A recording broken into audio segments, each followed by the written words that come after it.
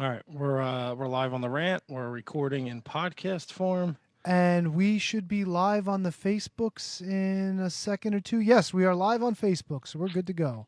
Fantastic. 9+ years, and we still can't figure out technology. I almost threw my laptop out the fucking window. Of course you did, because you're an animal.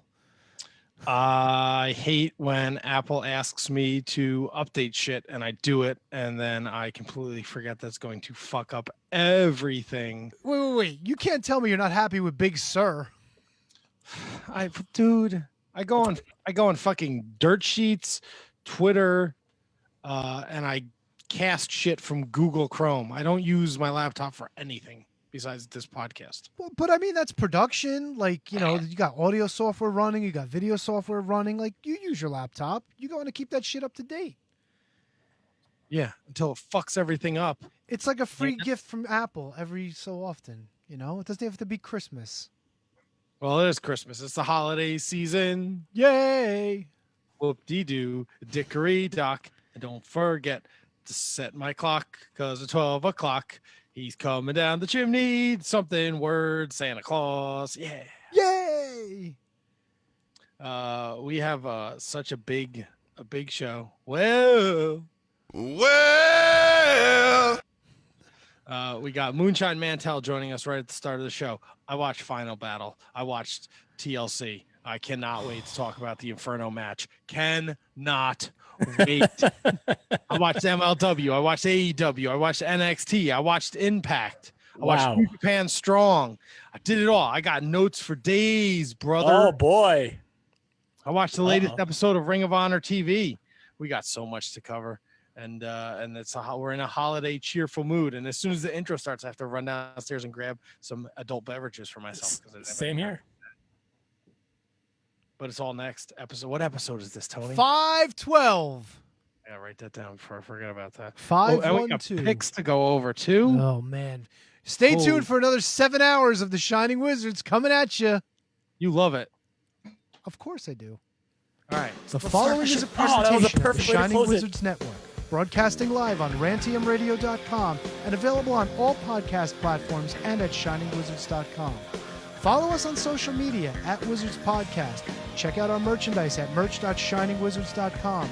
Do your Amazon shopping at amazon.shiningwizards.com and become a Patreon supporter at patreon.com/wizardspodcast. As always, we thank you for your continued support. And now, enjoy the show.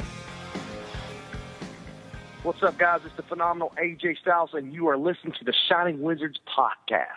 What's up, fuckers? I love the big package. And he's got those smelly balls! What the fuck are you talking about? Fucking loser! Fuck the Shining Wizards.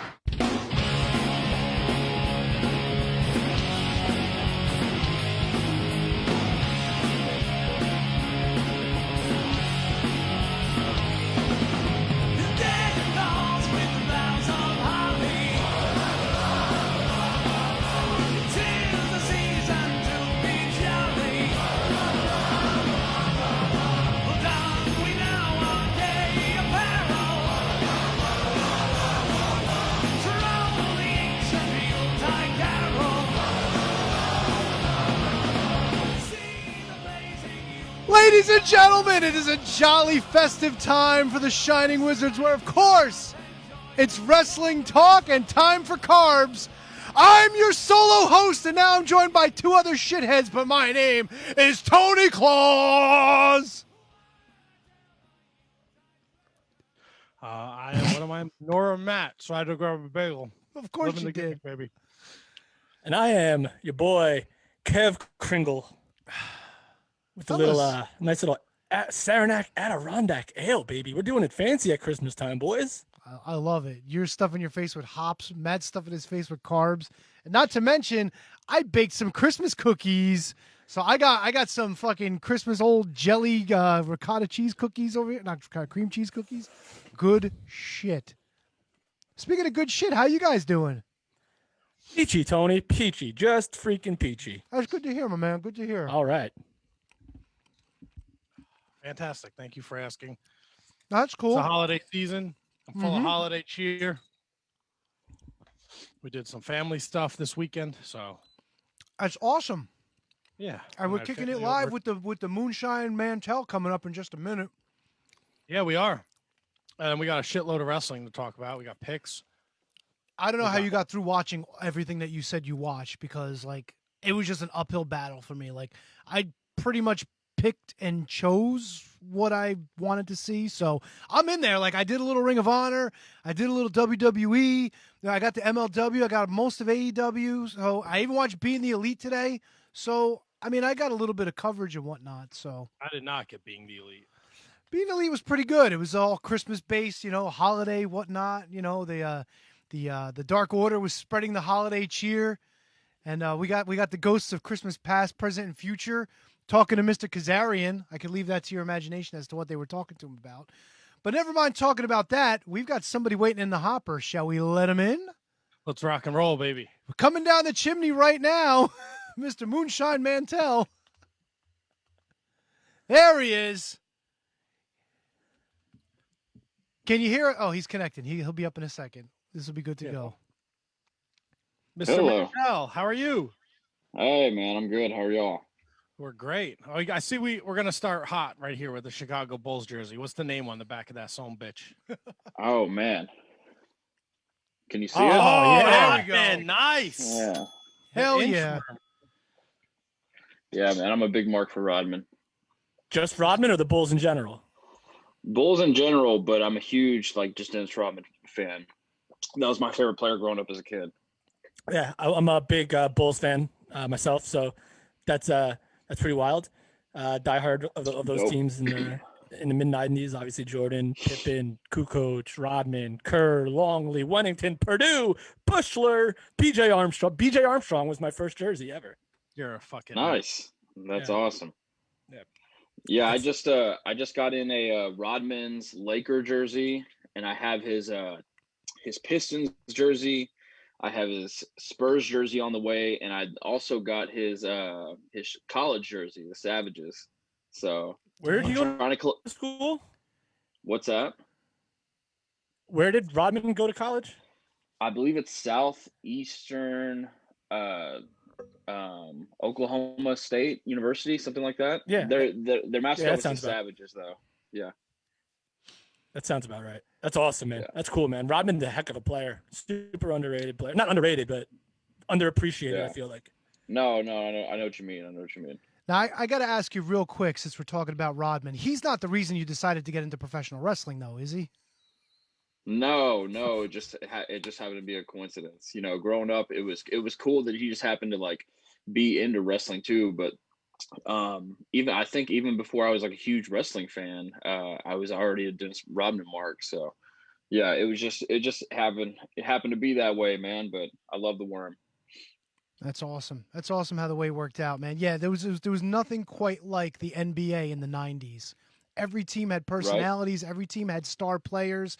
And it just seemed like, look, I'm not a big basketball fan, but I did follow the Knicks, and it was so heartbreaking.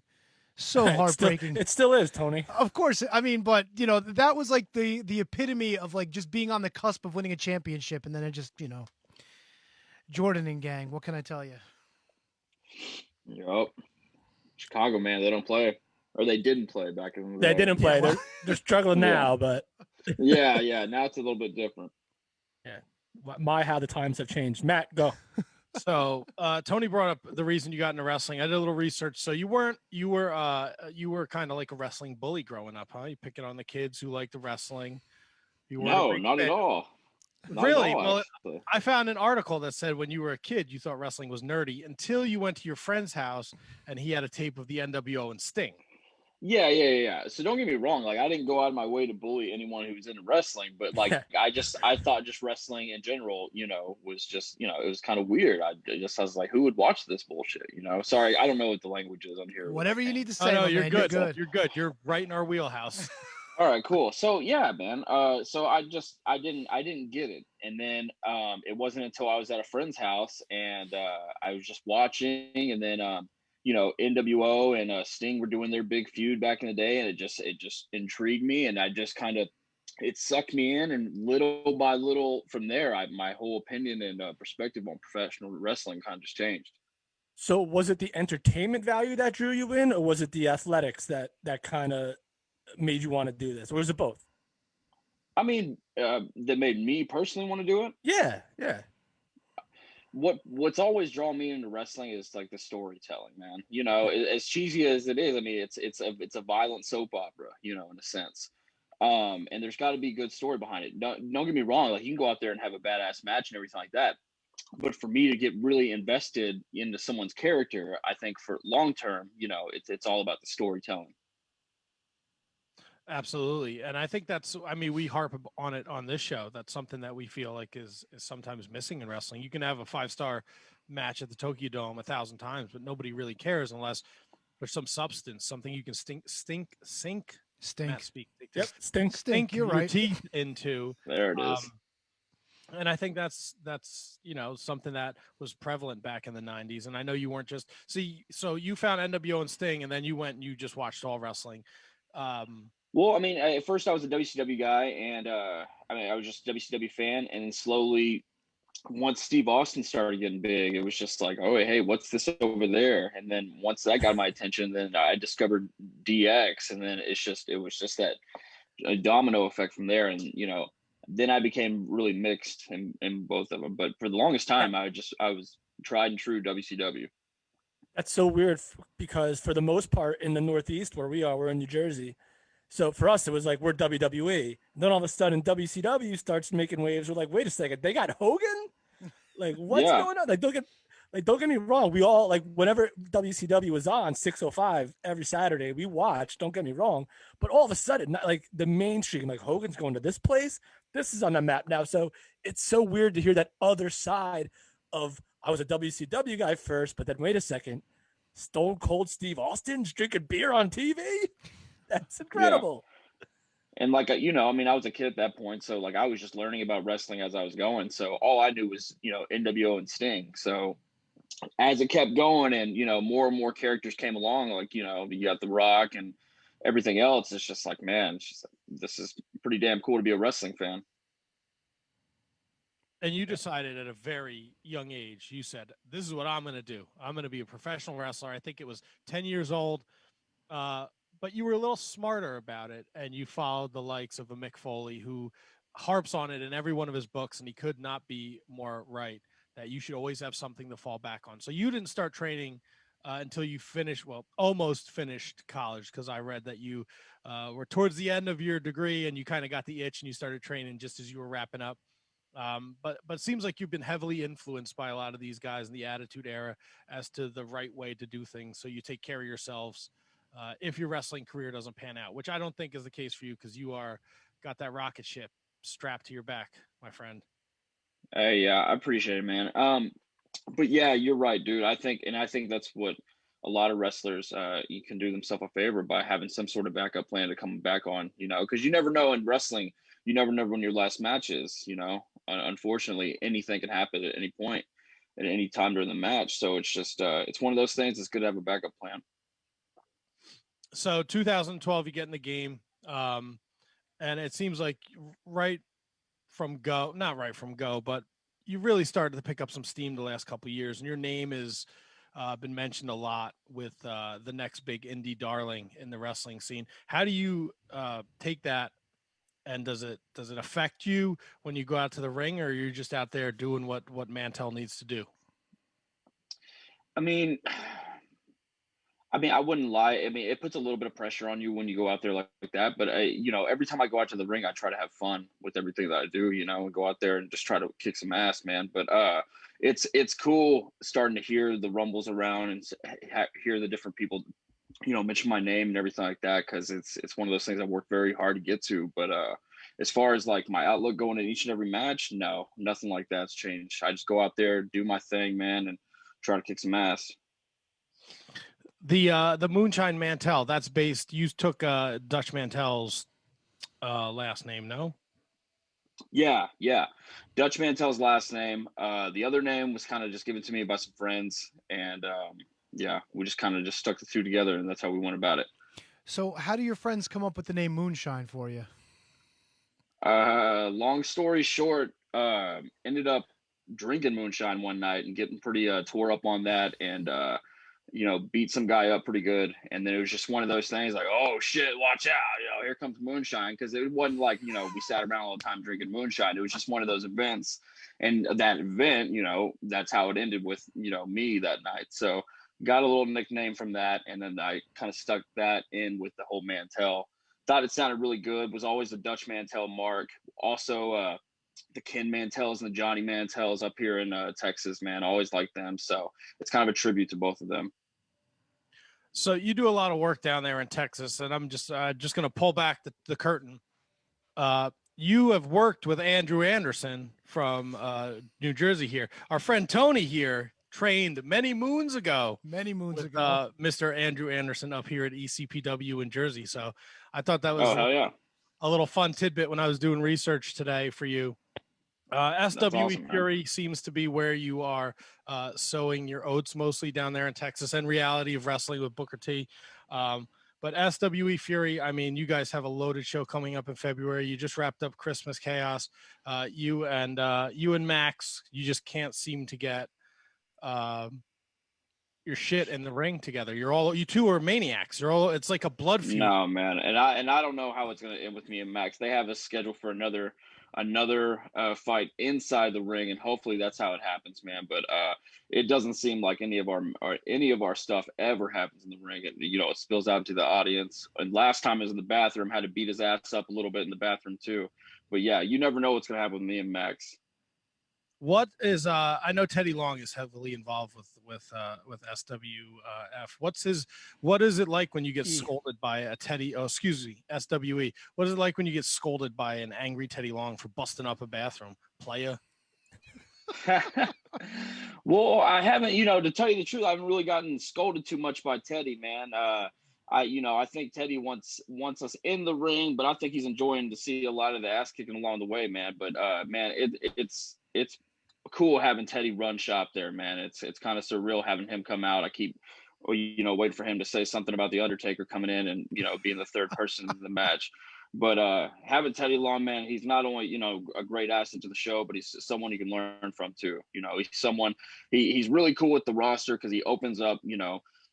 He's one of those guys who's very open with everyone. If you need his help, he'll go above and beyond to help you. If it's when promos, if it's ideas, whatever it is, he doesn't mind helping guys, even when it's, days that we're not working together, on Saturdays doing the tapings, it's in his off hours too, that he's very valuable as well. So what's that like? I mean, SWE obviously has their tapings. What is that like for a promotion on that level to do and produce TV as opposed to your knowledge, like and I'm not comparing the two, please don't get that twisted, WWE and stuff like that, but you're there, it's independent, it's TV still, it's still tapings. What is that like for you? Does that influence your prep? Does that influence anything that you do about your day?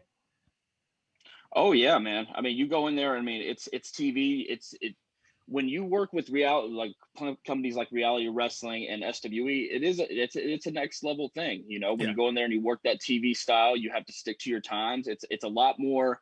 You have a lot more load on your back, and you got to be on point. Because it's just it's live. So it definitely it's not.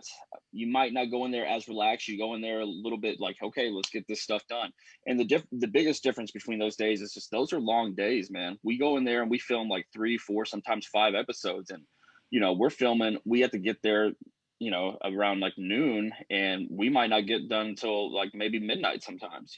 So it's long hours. So that's another huge difference between indie shows. Not all indie shows, because we all know some indie shows like to run 6-hour shows. But yeah, man. But they're long ass days, but they're fun days. It's a lot of time to learn from guys and really see a different kind of side of the business. So is that area of the country still as hot for professional wrestling as its legacy and its history has told us in the past? Oh, absolutely. That's the thing, man. Absolutely. It's hot down in Texas, man. And it's always been that way. For whatever reason, Texas has always been the black hole of professional wrestling when it comes to the independent scene. But man, there are a lot of fans down there, and they're loyal fans, and they're very, they're very active fans. They come out to the show, they support us, through thick and thin. And Texas, I don't know what the deal is, but Texas doesn't get that notoriety like everyone else is, man. But it's a big down here. It's a thing. Yeah, I didn't even know that it had a bad reputation. I was just really just no, kind no, of no. I'm asking. not saying like a bad reputation, but you know what I mean. Like, yes, until maybe recently, you didn't really hear too much about Texas when it came to the independents, And here over the last few years, it's starting to get a little bit more of a rumble. But that's the thing about Texas. I don't know what it is about this part of the country. It's just it never gets that much of a light shined on it. Fair enough. It's wild when you think about it, because I saw Thunder Rosa put it out on Twitter like maybe a couple weeks ago. She said, "Who's on your Mount Rushmore of all Texas wrestlers?" And the names that you come up with, it's like just off the top of my head: Dusty, Austin, Taker, and Von Erich. I mean, it's a breeding ground for amazing professional wrestling. Yeah. And I mean, let's talk about the guys now. I mean, you got the Ricky Starks, the Keith Lees, the Shane Taylors, the Thunder Rosas, the Lance Hoyts, Lance Archer, excuse me. I mean, man, there's a lot of Texas talent out there right now coming out through there. And you've spent a ton of time. You've worked a lot of those names. And I want to say Ricky Starks put you over on the AEW Unrestricted podcast, where he said you were somebody. It was either him or Sammy Guevara said you were somebody to keep an eye on. In the independent. Oh yeah, I think yeah, that was Ricky. Ricky put me over, man. Ricky's one of my boys. He's someone who I've known since the beginning. Yeah, Ricky's phenomenal. He's awesome to watch, and all those names. Shout out to Sammy too. I didn't mean to forget about Sammy there. No, they're all fantastic, and you mentioned all those excellent names, and you've gotten to share time in the ring with them. Plus, like Tim Storm, I know you've done a lot of stuff in SWE with him.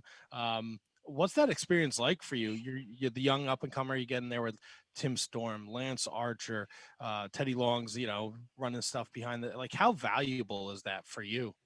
Man, it's like, I've talked to someone about this the other day. I just go in there and soak it up as a sponge, man.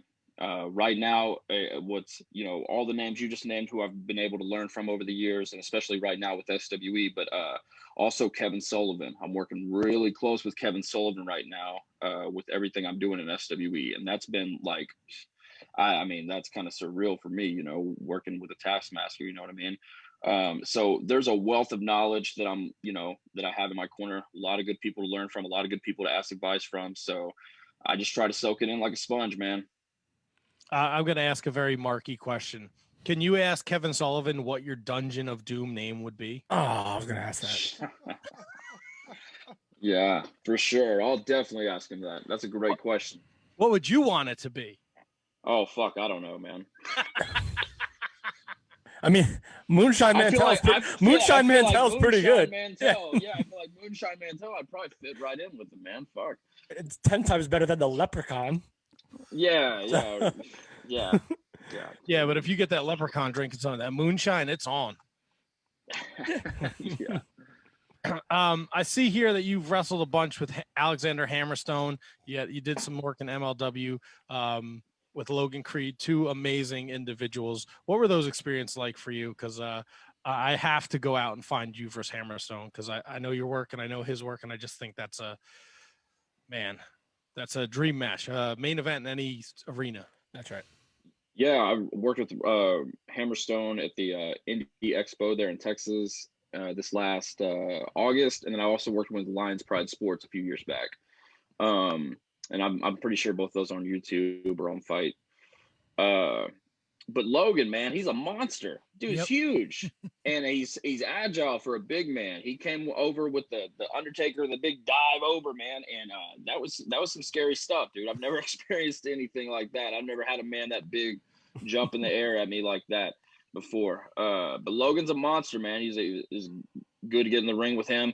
Hammerstone, I can't say enough good stuff about Hammerstone. I can't put him over enough. Hammerstone's the real deal, man. He's got it all the ability in the world. He's got a look like nobody else has right now. The dude's jacked as fuck. Great brother, man. Can't say enough good stuff about Hammerstone. You've worked with Mike Dell as well. One man. Yeah, he's another ECPW alum from up here, and I trained with him. And if you ever want to bring me up, I've got a pinfall victory over one man, and it's 20-something years in the making. If he ever wants a rematch, I'm ready. Oh, that's awesome, man. I've had so many matches with Mike. He's great. Are you coming out of retirement, Tony? If it was if Mike Dell wants to have a match, absolutely. I'll take the Delbo. I don't mind. Oh man, Hold on. Someone tag Mike Dell. doing it right now. So all the guys, right? We Crowbar, Devin Storm. Yeah. He's right up the road from you, and we're friends with him. But you're gonna come out of the retirement for Mike Dell. Well, look, Crowbar was around and he was involved in training the two of us. But in terms of guys coming up together, like Mike Dell and I, like we were training together all the time. Like we were in the locker room together, getting ready to do tapings and whatnot. So yeah, probably. All right, so I'm going to put you and Mike Dell against Crowbar. No. Let's not start anything. I mean, I don't want to. Oh, we're doing it here first. You heard it here first. Get Moonshine up here. We're on the line with Moonshine Mantell at Moonshine Mantell on the Twitter machine. He has a Pro Wrestling Tees store, ProWrestlingTees.com. Moonshine Mantell. Buy some Moonshine merch. Oh yeah. How have you been dealing with this pandemic? I know from March to August there really wasn't much for you to do. How'd you stay busy? How'd you keep your mind sharp and positive? Man, it was weird. I mean, you know what? I'll take that back because at that point, honestly, in wrestling, my body was killing me. Like I had a lot of nagging injuries, and it was hurting physically to work out, and it's hurting physically to have matches. So for me personally, it couldn't have came at a better time. So I got to recoup, let my body heal, and everything like that. And then when I started back, I mean, it was good. We were all good to go. But it's hurt financially, man. I can't say that enough. A lot of guys are hurting financially because of this, because we, especially down in Texas, man, we were working 2, 3, sometimes 4 times a week, and like that becomes a big part of your overall finances, man. So that has sucked. It's been good, getting to recoup on my body and everything like that from nagging aches and pains, but yeah, it's been different, man. It's been a little bit different because I've been going hard so hard for like the last 6 years. So this year 7, I'm not really counting this one in the books. No, fair enough. And it seems like you going hard has worked out, though. You did some stuff at Impact. You did MLW. I know you went down to the Performance Center a couple of years ago. What's a goal? What's the Moonshine Mantell goal as we move forward into hopefully a much better 2021 for everybody? Get signed. That's the goal right now, man. I mean, if there was ever an eye on the prize or bullseye on something, man, that's it. Get signed. I've been signed before within NWL, and I'm grateful for my experience there. And it came to an end a little bit earlier than expected, but to get signed, man. Awesome. Yeah, that's fantastic stuff, Mr. Moonshine Mantell. We appreciate you taking time out of your busy schedule. Anything else before you want to leave the fans with while we pull this train into the station? Like you said, if you want to get me on any of the social media outlets, it's all at Moonshine Mantell. Super easy for you. If you want to get them on Pro Wrestling Tees store, it's at Pro Wrestling Tees. It's at Moonshine Mantell there as well. And I just want to thank everyone who's been supporting me over the years, man. It's been a kick-ass career so far, and I'm just getting started, man. And I can't wait to see what's coming up in 2021, because I know there's a lot of people hungry for professional wrestling, especially to get out there to those live events, man. We're all aching and itching for it, so I can't wait to get back. Absolutely. And real quick, I know we just said we'll let you go, but if you had a preference as to what company you would work, is there like a specific company now that has guaranteed contracts or contracts in general that you'd be willing to work for more than another? Man, I'm open to hear from. I mean, I know that's the politically correct, answer, but I'm open to hear from anyone who's interested in me, man. That's awesome. I got one last question. It'd be silly to pass on you, so. I got one last question. I know when we started, you mentioned that Sting and the NWO was the reason you got into wrestling. How cool is it now in 2020 that we've got Sting actually making appearances on television again, for a major wrestling company? That's got to be pretty cool. Man, that's nuts. And it's cool. It's cool to see like a lot of some of your childhood people at AEW.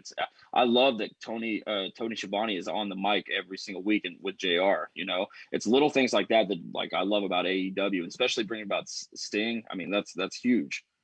Yeah, it's pretty wild. And it's the thing I get a kick out of every week is listening to Jim Ross, because he's like zero fucks given Jim Ross at this point. He just doesn't care anymore. I love it. I love it. He just doesn't care. And I mean, it's not like he's wrong, and I'm sure he gives out advice and everything like that, but it's just like, what can you say, man? I love it.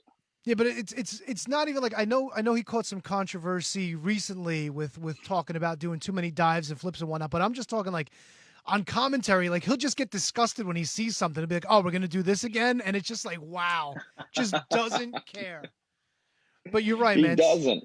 Seeing all those guys, it brings back memories, and the fact that that they could all still ply their trade at that level. It's just something to see, Yep, and they're just like with the SWE roster, man. I mean, they're guys to learn from. So if there's guys there on that roster not picking their brain left and right and asking them advice on their matches, it's their loss, man, because those guys are legends. 100%.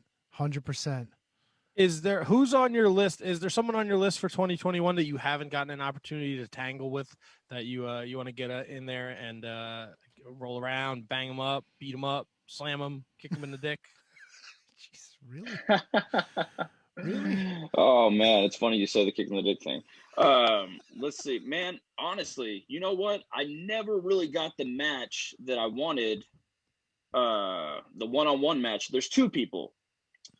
I've never got a one-on-one match, even though I've been in a few tag team matches against Mance.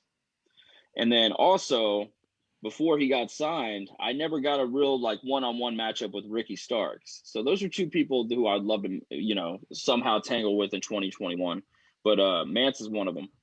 I'd be down for a little matchups. Mance. I'm gonna start the narrative that Ricky is dodging you, so maybe that'll entice him to to get in there. That's why he's dodging me. So now he's putting me over on all the podcasts and everything. That's it.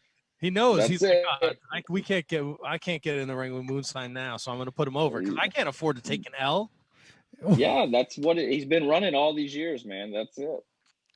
This upcoming SWE show in February. I mean, this lineup is loaded.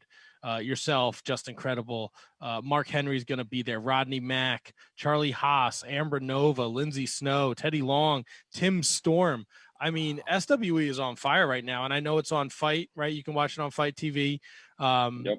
And then if you're in the area, I know Dallas, Fort Worth, Baton Rouge, Dallas, Fort Worth is CW 33, Baton Rouge, Louisiana, CW 21. I mean, this lineup is amazing. What do you expect when you go into a TV taping like this with such talent? I mean, I usually expect a hell of a show, man. And I expect each and every person on the roster to bring it. So that's the great thing about this, man. There's a lot of people not only to learn from, but man, it's a great show. So not only the fans win, but the guys on the roster win, because when you got the guy, in the match ahead of you and he's going out there and killing it, it's just like, you got to step it up. And you got, just like you said, you got a lot of legends out there and who are going to bring their A game. So it's one of those things, man. You come there and being a part of SWE only gets you better. Charlie Haas, how valuable is him being in the locker room to you guys? So Charlie Haas is one of the guys who's helped me out since maybe year 2 of my career. So I've known Charlie for a while, and man, he's always a wealth of knowledge. He's great to ask either for match finishes or anything like that. I love working with him. He's very physical. He likes to get in there and, he's not afraid to fucking lay his shit in.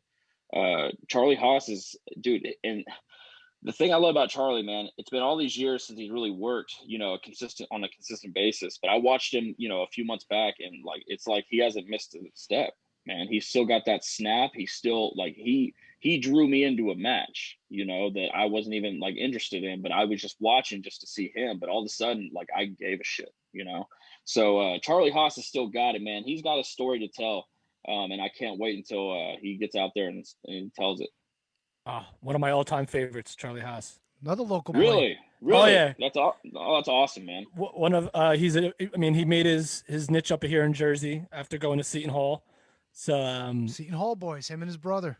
That's right. Yeah. R.I.P. Russ. But so that's why when he went to WWE and with him and Shelton, it just felt like full bloom Mark over Charlie Haas and Shelton for that too, for that matter. But yeah, I'm so happy to hear that you're working with him. I'd love to pick his brain one day. Man, I mean, Charlie has I'm telling you guys now, man, Charlie has a pretty unique story going on in his life and his real life. And I hope a company out there really, I mean, SWE is cashing in on it, but I'm talking about one of the major companies out there. I hope maybe they kind of cash in on this, because Charlie Haas has still got something to offer the wrestling world, man. Yeah, and it's crazy. You see his partner Shelton Benjamin. Didn't he just win gold this past weekend for WWE? So I mean, yeah, tag team champion. Unbelievable. It's strange, man. 2020, like the guys that you didn't hear about for a long time. Everybody's back, and everybody's like, it's like you said, never missed a step. So much more to offer the business. It's just unbelievable. Yeah, man. Yep. Unbelievable. Awesome. Again, it's at Moonshine Mantel on the Twitter machine, ProWrestlingTees.com/Moonshine Mantel. Mr. Mantel, it's been a pleasure. We'd love to have you come back on once the wrestling business picks up again, and we have a lot more to discuss with you, because I don't think the rate you're going, we'll be able to get you back on the show in a year or so. The PR people, they don't like us because we curse a lot, so it's hard to get not all That's of them. all right, man. I love to curse a lot too, so you're in good company always. Moonshine, thank you so much. Have a happy holiday. Stay safe, and we'll talk to you soon. Thank you, guys. Thanks, Mr. Moonshine Mantel. Awesome. Big up and comer. Definitely follow him. Lisa, who's down in Texas, she threw in the Facebook chat. She said he's a monster. So yeah, she would know. She's a big fan down there in Texas of the Indies. I'm glad someone is keeping an eye on the Facebook chat. For some reason, I'm logged in as an account that's not the Shining Wizards account. Let's just put it that way. And I am not seeing anything going on in the chat. How is that possible? How could you wait? So it would be your personal Facebook account then, right? Well, yeah, all right. Let's just say that. But no, like I can't. Whoa! What kind of double life are you leading over there, T-Donk? Well, I mean, do you really want me to break kayfabe? Yeah, kind of. All right, I could. I kind of want to know. Let me see if the other person's here. Hold on. Hey guys, I'm on Facebook. Are you really? Yeah, it's broadcasting on my page. Larry's on Facebook. Yes, I am. It's a Christmas miracle. Larry's back. I swear to God, I got a white beard, I got a big belly, and my fat ass is stuck in the chimney. And yet you're on Facebook. You better not be putting them marijuanas in my cookies. I got lots of presents to deliver. I gotta go. Yo, did you guys just see this? Or did you see this? I missed it. I had to go do something. What happened? I know what you're gonna say. Kevin Green? Kevin Green. Yeah. Yep. Late to the Nitro party, sir. I was gonna bring it up when Moonshine started talking about Rodman, but I really didn't want to. Yeah, it was probably a better idea. I was actually gonna ask him what he thought about Rodman and his travels around the world since his days in basketball. He's got going to visit the folks in North Korea and running different basketball leagues and marrying Carmen Electra and all that other nonsense. Oh man, that's what happened? Yeah, I know. He's only 58 too. Did they give any kind of reasoning or what? No, I was literally just trying to find our chat, our live feed, and it just came across my timeline. Wow. Some of them a gun. Mm-hmm. Yeah, no cause of death. That's pretty fucking crazy. God It's damn awful. it. My brother-in-law was here today, and he got COVID at the firehouse. He was fine. The 60-year-old guy that he worked with who got it was fine. And the two 30-year-old kids were in ICU. Oh, Jesus. It's crazy. Nothing makes sense anymore. Well, I went today. I'm officially on the old quarantine now because I was exposed to a positive person this week. So I'm supposed to be on lockdown from work at least for the next 10 days, 13 days. I'm going to ask you guys a question. And this is like, I don't know, maybe I shouldn't bring it up here, but what Do it, baby. What do you like? Are you guys comfortable enough to go to a restaurant at this point in time with 25% distancing, masks, everything? No. Any particular reason or just because, like, look around? No, I work in the restaurant business. I see the dummies that come to pick, like, people walk in with their coats over their face. Oh, I forgot my mask. We're fucking 9 months into this. How do you not have a fucking mask on your keychain, on your fucking wrist? Well, but I tell you this much. In fairness, like I took my kid to the orthodontist last week, and one of the girls that worked there was telling me like she like up and went into Target and was shopping for 10 minutes and didn't realize that she forgot to put her mask on. So I mean, honest shit happens. I'm not saying at this point, it shouldn't. Listen, I went to the post office a couple weeks ago. I jumped out of my truck. The line was outside, so I just got online outside. I said, fuck, no mask. Went back to my truck, put my mask on, got back in line. It happens. Yeah, but all right, that was a split second brain fart. This person was shopping for 20 minutes without a mask. Come on. It was more like 5, but yeah. Get out of here. I guess. I don't know. But look, the risk is not worth the reward. You mean a delicious meal isn't worth it? Yum. Take it to go. I'd rather take it to go so I can eat it home. When I'm done, I fucking unbutton my pants. I shit the floor. I'm good. I don't have to fucking worry about blowing up some bathroom. No, when do you ever worry about blowing up somebody's bathroom? Are you serious? Look, I went to a Houlihan's once and I clogged the whole toilet. It fucked their whole day. Okay? You also shit your pants at Target, so look who we're talking to. Yeah, I threw my pants out. I threw my underoos out in the garbage and called it a day. So you put the S on the end of underwear, don't you? I do. And in it.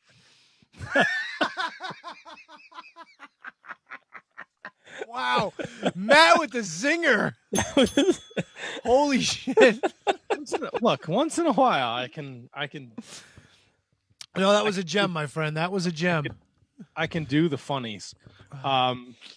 Where do you guys want to start? Because can we start with picks? Can we please start with picks? I'm dying to find out if I'm still in the lead. Okay. Not like I really care, but He's Kevin. Do you listen to this face? He's dying to find out, but he doesn't care. He's a walking hypocrisy. That's what they call me. The walking something.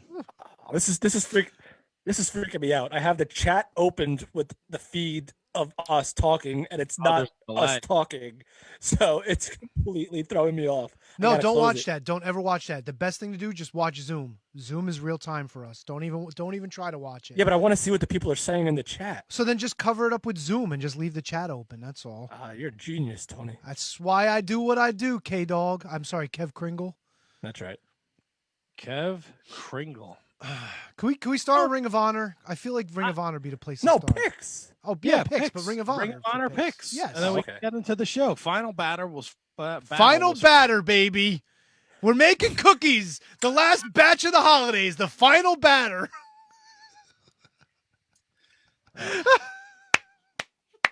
Sometimes I am the worst. Yeah, you guys had any trouble with your packages? No, because I use Manscaped, baby. 9,000 RPMs. You hear that? It's quiet. You can't hear shit. What kind of packages are we talking about, Kevin? Deliveries. Look, I told you guys a little tidbit last. Uh-oh. There we go. What are you doing? No. What are you doing? I'm good. I'm back. No, I'm like in and out. No, you're like staticky. Can you switch ports? Is it your mic or? My mic's a disaster. Hold on. Or is it your boat? Boats and hose. Everybody's got them boats and hose. Did I tell you guys on air or last week off air that Milwaukee Tom had won the giveaway and he hadn't gotten his package? I think it was off. I saw that. I saw a little back and forth today on the old Twitter.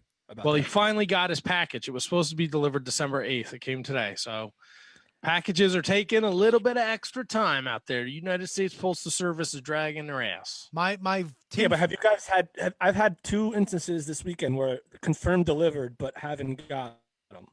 Yeah, that if it's especially Amazon, that happens.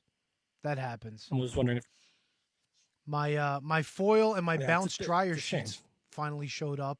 So huzzah! That took 2 weeks. Your what? My foil. and my thank God! Bounce sheets. Thank God, Tony. That was the package. Your dryer sheets. That wound up. Hey, man, you know what it's like having to walk around with staticky clothes, Kev? It sucks. Oh, listen, I'm a big bounce guy. I love to bounce. I'm bouncing all over the place. Bounce. Come on, bounce. Yeah. Listen, you're talking to the Iron Man here, all right? I iron and I bounce. This is true. All right, so you want to get in the picks here, T-Donk? Yes, hold on a second. We gotta get this queued up. I do too. Here we go. Pay-per-view picks part 1. Ring of Honor final battle. All right, what do we got? All right, Not so mistaken. I think I won this night. You did, Kevin. Final battle took place Friday night. We had the whole card lined up, and then last week, a couple people got the COVID. EC3 got it. He gave it to his parents. Merry Christmas. Bandito, Flamita, Kenny King. So they had to move some things around. And during the pre-show, they set up a couple matches, and we got some clarity on what we're going to see. So we lost the 6-man tag match. We lost Jay Briscoe against EC3 in its place, and we can talk about it when we get there. We got Jay Briscoe against Shane Taylor, and then they set up a Dalton Castle, Ray Orris match during the pre-show. So that was fun. Tony and me went 5-5. Kevin went 6-4. We all pretty much won the same picks. We all had the foundation, both sets of foundation. Williams and Rat Titus beating Wheeler Utah and Fred Yehai. We had the foundation retaining the tag titles. We had Jonathan Gresham winning. We had what was Kevin's difference? Did Kevin pick the winner of the four-way? I picked Ray Horace Hogan over Dalton Castle. Oh, Horace won. Okay, there you go. I didn't get to finish that match. I was in the middle of that when we started doing techie things. We all had Mike Bennett and Taven for the win. And we all had Danhausen. All right, so but I'm pretty sure I threw it all away on Sunday, if I'm not mistaken as well. But we can talk about the pay-per-view first, Matt. I think throw it all away is you being a little hard on yourself. You and Tony made some questionable picks. You both made the same questionable pick. Yeah. You know what? He picks one match better than us, and all of a sudden he's a fucking WWE expert. Who? You. I just don't. Do you really? Can we talk about Ring of Honor before we go down this fucking WWE rabbit hole? You're the one that brought up WWE, but yes, let's go back to Ring of Honor. No, that was me. All right, Kev. Fuck you too. Fuck you, T-Donks. I think the overall issue is the picks, not the show. All right, let's do it. Come on. Tony, what from Ring of Honor did you get a chance to watch? I got up to Dalton Castle and Ray Orris. So everything from the beginning to that point, I watched. I wanted to watch the four-way, and then I just started getting into the tag matches. The pure tag match was awesome. The storytelling that the Pure Rules set up in the tag team situation is just something to behold. And the fact that they were like, Rhett Titus at one point wanted to break up the pin, but he couldn't. So he threw fucking, Yuta at the fucking pylon where Yehai had him in the choke and shit. Great shit. And then I saw the PCO Briscoe versus Lethal and Gresham. Yes. That was a hell of a match, too. PCO's still a fucking maniac. It's amazing the shit that he does. Absolutely insane. My heart. I said it last week because he was on Ring of Honor TV. Every time he does that goddamn fucking bump to the outside of the ring where he hits the ring apron, it's uncomfortable to watch. And he just doesn't care. All right, so you watched up to Dalton Castle. Kevin, did you get through the whole show? Whole freaking show. Wow. What did you enjoy most from the show? For me, the most enjoyable thing was probably I'm a big Mike Bennett guy, as you guys can tell. Former guest of the show, even though he's a Patriots fan. I love him back in Ring of Honor. I love him teaming with Taven. The OGK is back. I thought that match was absolutely incredible. And let's see, I'd actually be more pressed to point out the one thing I didn't like as opposed to the one thing I did like. Oh shit! And actually, there's two of them. Little too much chicanery in the main event. I know they debuted Bestia, but that was his first appearance, right, Matt? Yes. Yeah. So I know they did that, but little too much chicanery remember when I had that complaint about New Japan? Not really a complaint, but I guess an observation about New Japan. About how they're kind of getting a little too fancy for their britches and just not sticking to what brought them to the dance. And again, I don't know the whole story behind it, so maybe there was more, but I could have done without that wonky finish. And Danhausen getting his contract by disqualification, not the biggest fan of that, but I get it based on, I guess, Matt, I guess the story was he just couldn't win. Is that right? I don't know if there was much of a story there because there wasn't a lot of Danhausen on Ring of Honor TV going into this. Brian Johnson is all over Ring of Honor TV. And Okay. I think he is fantastic. Then you know what, that makes sense then, because if Brian Johnson's on all the time and you don't want him to lose, then that makes perfect sense then. Yeah. Those are your two bugaboos. Your Canadian My flag two- just fell. Yeah. Yep. Heard it. Only two bugaboos, but then now that we talked about it, I'm okay with the Danhausen and Brian Johnson thing. I'm not 100% sure how I feel about the Roosh win yet. Maybe you can shed some light on that for me. Well, in terms of I was very vocal on Twitter Friday night about Brody Lee losing. Brody King, Jesus Christ. Jesus, Brody Lee. About Brody King losing, which hindsight worked out really great for us, actually. Yep. I don't know if I can announce that yet, but we'll wait until I can get confirmation on that. Well, he essentially just did.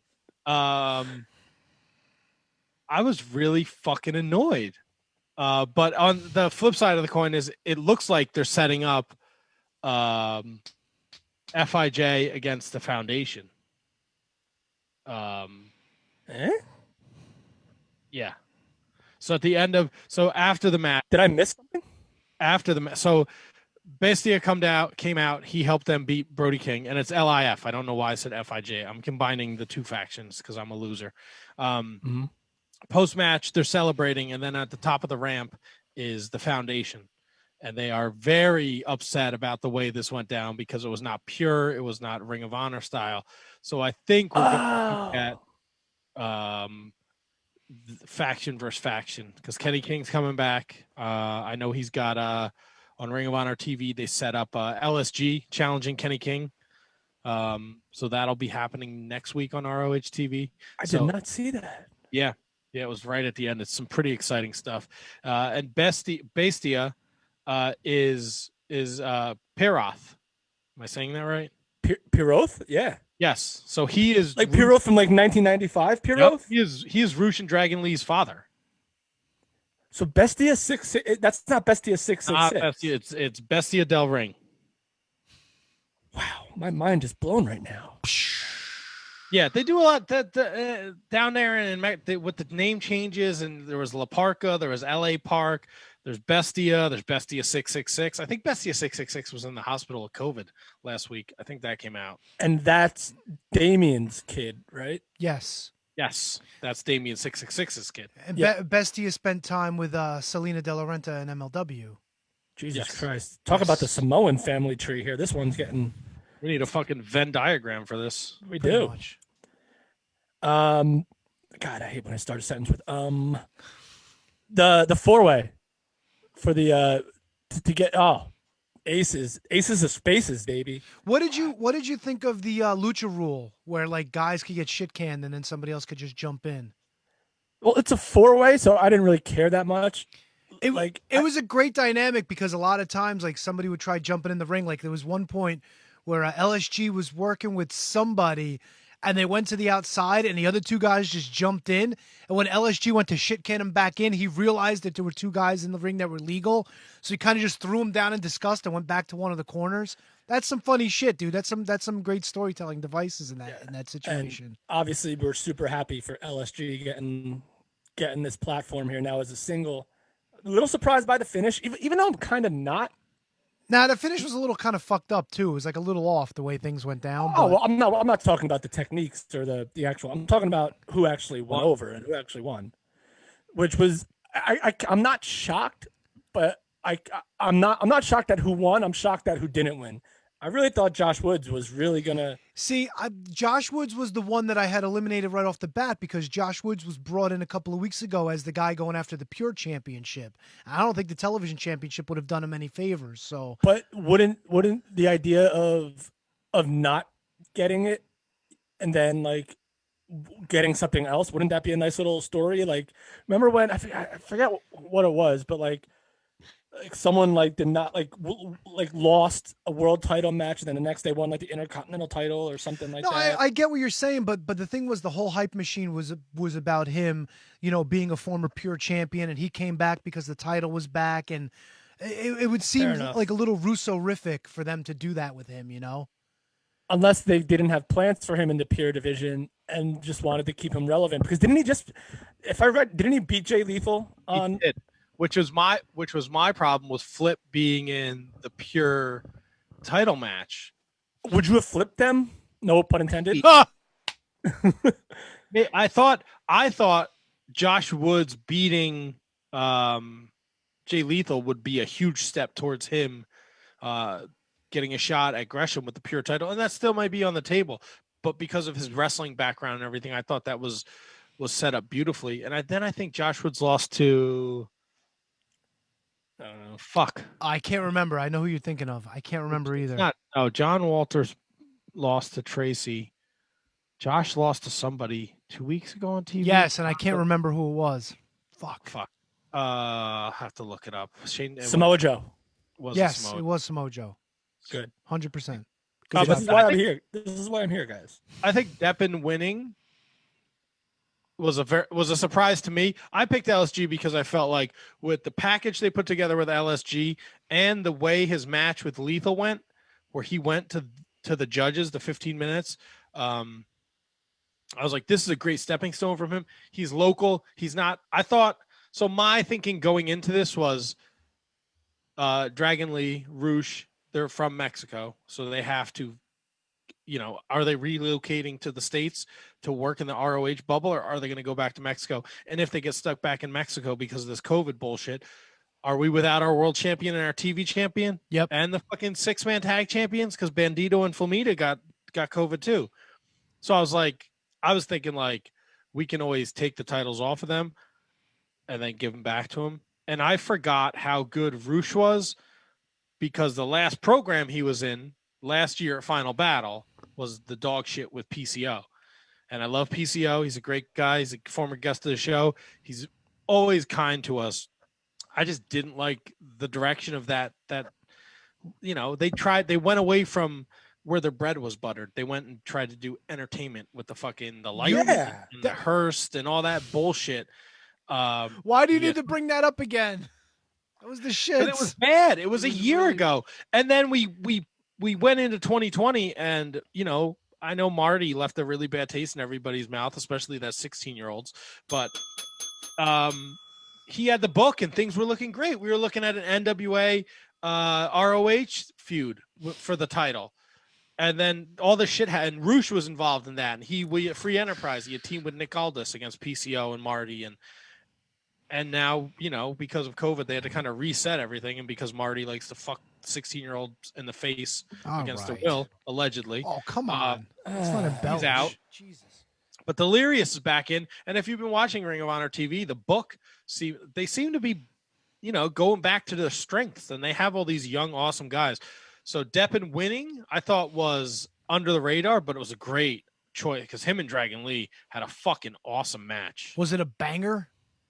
No, it was not a banger. You know what was a banger? Fucking Shane Taylor and Jay Briscoe. Yeah, I know you were gushing about that. Tell me more. I'll tell you what. In my text, I fucking put Shane Taylor and then I fucking deleted it and I picked Jay Briscoe. I think I wrote same. You guys both picked Jay and I wrote same. I did not want to write same so bad, but I felt because I was watching at this point and you guys weren't, that maybe you thought that I knew something that you didn't. So I'm like, you know what? They're going to I was the only one watching. I'm like, they're going to think that this means that Shane Taylor's obviously going to win. So I went, I'm not making excuses. I made the pick. But that was my thought process. I was like, you know what? Let's just go with what they said this time. And Kev, truth be told, and I know Matt's probably going to fucking be like, what the fuck? But because I told him after I made my picks, I was like, this was tough shit. I was fucking on the cusp of putting Shane Taylor myself. And I was like, nah, I don't know. Because fucking Briscoe had those promos like, I got to do this shit on my own. And I'm like, is he really going to fucking lose when he's putting himself out there? Yep. Are lost. Both Briscoes going to lose? That was like are both Briscoes going to lose on this show tonight? Because we had already picked pretty assertively that they were not going to win the belts, Mark and PCO. So then when they put Jay in another match, I'm like, all right, is he going to lose too? Yeah, because he was like, I got to do this on my own, It's like, no, you don't miss the boat. my Jay goes, I can be a partner now. And then Mark in the exact same voice goes, you missed the boat. Hey man, you done missed the boat. I got a partner. You missed the boat. How great is it that they put out a meme of themselves where it was like the beginning of 2020, but it was a picture of them when they first started Ring of Honor and they were all skinny wearing the red singlets. And then they put the picture of them recently, like 2020 then and 2020 now. Funny shit. Them boys got it going, man. Nothing. I thought this was one of the best matches of the night. I'm gonna have to check it out. I thought up to this point the show was strong. Dragon Lee, Tony Deppen really it started this ball rolling. Shane Taylor Briscoe was awesome. Even though I wasn't happy that Flip was in this pure title match, him and fucking Jonathan Gresham had an awesome match. And the fact that we got 2 Jonathan Gresham matches on the same show, that you bow to the wrestling gods. Like, he's so fucking good. There was something that you just triggered something that I remember not liking. I don't know if it was about this match. All right, so wait, I think it was the Rhett Titus hot sauce match. Did they win with a submission with the foot on when someone actually had their foot on the rope? Yes, both feet on the ropes. Yes. Is that allowed? Is that a pure rule? You can do that? Well, once the rope breaks are over, touching the ropes won't allow a break anymore. So he was within his rights to put his feet on the ropes because the referee can't break it at that point. All right. So it was kind of cool because to try to weasel out of it, he was working over to the ropes. So Hot Sauce just fucking put his feet up and wrenched back on it, and that was like an automatic tap out at that point. There was some clever shit in that pure tag match. I'm a huge fan of that rule, of the pure rules playing into tag team situations. It was really cool because now when you come in and break up a pinfall or a submission, that counts as a rope break. So it adds a whole new dynamic to the rules. Like at one point, Rhett Titus was ready to break shit up, and he's like, "Oh, I can't. We're already out. Otherwise, we get disqualified. It's over." That's some good shit, man. Good Agreed. shit. And Matt, I did not want to break your train of thought. It just literally triggered in my head, and if I didn't mention it, I would have forgot it. So no, you're good. No, No train of thought broken here. I have fucking pages of notes, so we're good.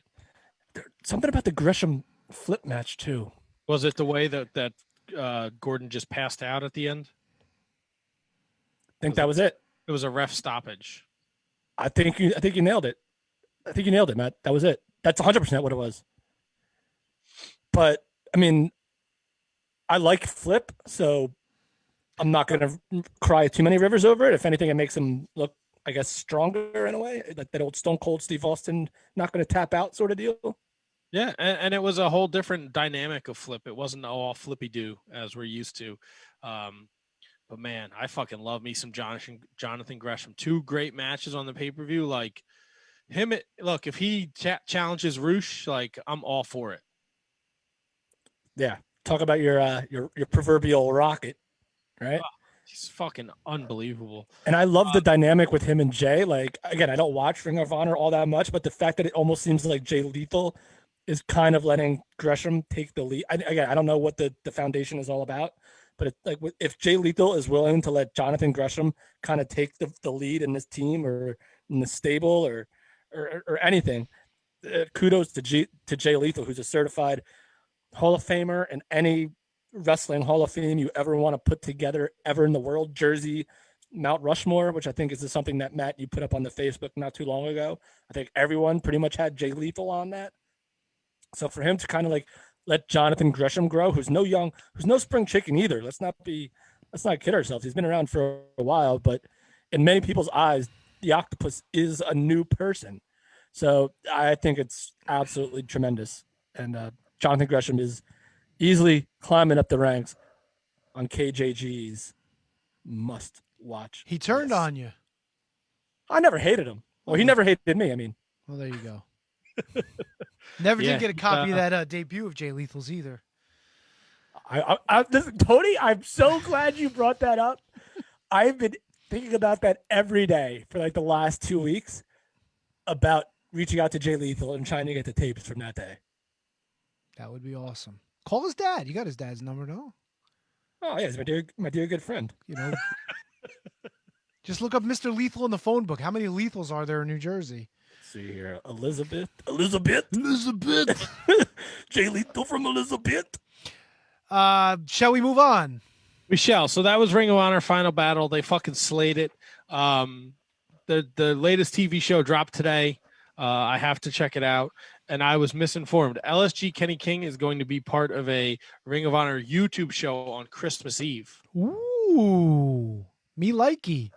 Because they're doing the 12 Days of Honor now. They're going to release is that part of it?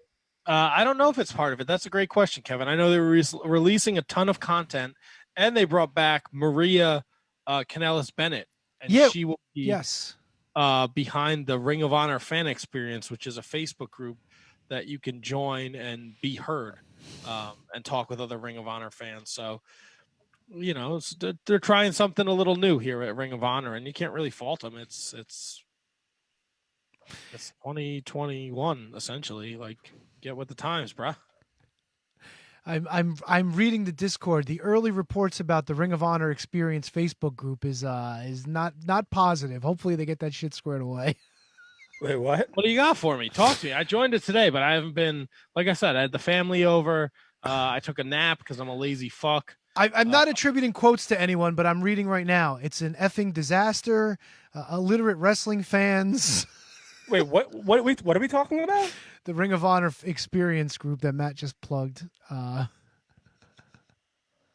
they're saying that people don't know how to read? Is that what we're gonna? So this is not the Ring of Honor. So here they're trying. Here it says they're trying to engage us with stuff like, let us know what you'd like, who you'd like to see wrestle Ring of Honor, what are some matches you'd like to see, and all they're getting back are someone filling a kiddie pool with a construction site porta potty. I guess the responses aren't good. It's not a reflection on Ring of Honor per se. It's a reflection on the people that are flocking to the website. Maria Kanellis is a saint. Oh no, it's not Maria Kanellis. It's the people that are getting involved. Right. I mean, but you're gonna get that. Fans. You're gonna get that. Filling a kiddie pool with the porta potties. Guys, can we just have what? Can we just have a moment of silence here? Oh no. For Kevin Green? No, not for Kevin. Close. My Bill Goldberg retro figure that finally fell off the carting. Oh, boo. And fell off the set, the great set here at Studio Basement. So he has leaping ability so he can perform the spear? Is that his gimmick? No, he's a jumper. Why is Goldberg a jumper? Spear, brother, spear. No. Yes. No. You can't give no, him you idiot. jackhammer You stupid pose. idiot. You idiot. I can get 10 different old Hasbro figures that would be better for a spear. You can't. How's he gonna spear with what? Where's he gonna hit you? With his double fist up by his head. Might as well be 3 heads up there. Look at that. He looks kind of like the Warlord. Does look like the Warlord. What are you gonna do with this? Why is Goldberg a jumper? Why was Kamala a jumper? Kamala used to jump off the top rope. That's why. You don't remember when the fans were writing that they wanted Kamala's leap off the top rope ban and fucking shit, what the hell's his name? Jack Tunney came out on TV and said, if I ban that, I got to ban Jimmy Snuka and Ricky Steamboat and everybody from jumping off the top. So unfortunately, he can keep jumping, and the motherfucker kept on jumping. You could still jump off the top rope without your feet being pinched together. This was for the Cocos, for the Snookas, for the Steamboat. Didn't Marty Shawn Michaels? Wasn't Marty Jannetty feet together? Yeah, well, he was a high flyer, but he was a different jumper. Like, he didn't have the hump. He just had I see my Marty Jannetty right over there. He had like a push down, but he didn't have the T-back or the T-donk, if you will. Wow, I thought all the saying? jumpers had the T-back. He was the only one that had that. But is that a turnbuckle T-back? All right, can we talk some WWE pay-per-view? Can we move on? Go ahead. This is a big story. No, it's not. No, maybe it is. You're right. What's a big? I'll tell you, Kevin. I'm going to give you a big story right now. We did Christmas last night, me and the wife, My wife. Oh no. I only have Malaways left, and the Macho Man Randy Savage, where he's in the purple tights, and it says Macho Man on the back, left to get now. You don't have Macho Man? I have Macho King. I don't have Macho Man. I might have 2 of those. Oh So shit. she got me the Shawn Michaels, silver and black. Oh, such a great figure. She got me the purple Razor Ramon Another great figure, with or without chain. out the chain. No problem. Not I- casting any judgment. Just the figure. I still have a lot of accessories I have to get, but no. And then she got me Undertaker. With series- coat, No coat, but I think dark it's- hair. Yeah, dark hair. Wait, Undertaker had the clothesline, didn't he? Yeah, but there's 3 different versions. There's the Series 4, the Series 8, and the mail away. Would you got the mail away too? No, I don't. Mail aways, Tony. If you Google Hulk Hogan mail away right now, God, Hulk Hogan. Do you know what the Hulk Hogan mail away is, Tony? by Yes, any chance? yes. I remember doing research trying to help you idiots with your figures last year. I do remember. Oh God, they're probably like the mail away for Hogan. If you want it in the original bag, is probably got to be at least, I'll say conservatively, 1,500. Is that the one with the red shirt? Yes, it was Yes. basically WrestleMania 9 garb. Well, there you go. See, I knew something about something. No, Tony, you know a lot about a lot of things. I know a lot You're about Dr. stupid Donk. things. You're Dr. Dunk.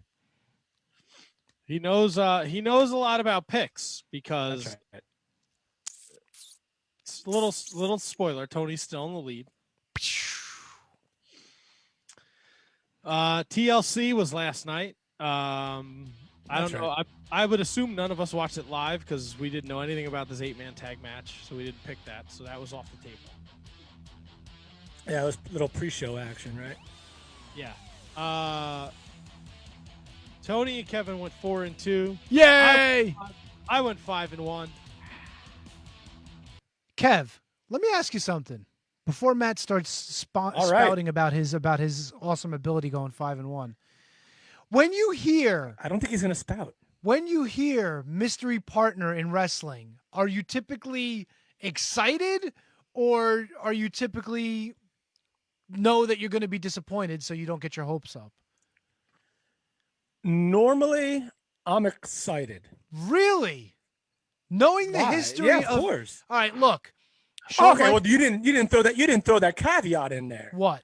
Knowing how WWE recently has continued to let me down. Oh no, but it's not recently. It's history. Like, look, when DX, before DX was formed, when it was supposed to be Shawn and Triple H and the New Age Outlaws in that 8-man tag, Oh, so you're talking about it's Savio Vega. and Savio and- Vega, or the 4-on-4 at Survivor Series, and the mystery man was Jimmy Snuka. You know, shit like that. It's kind of like, eh.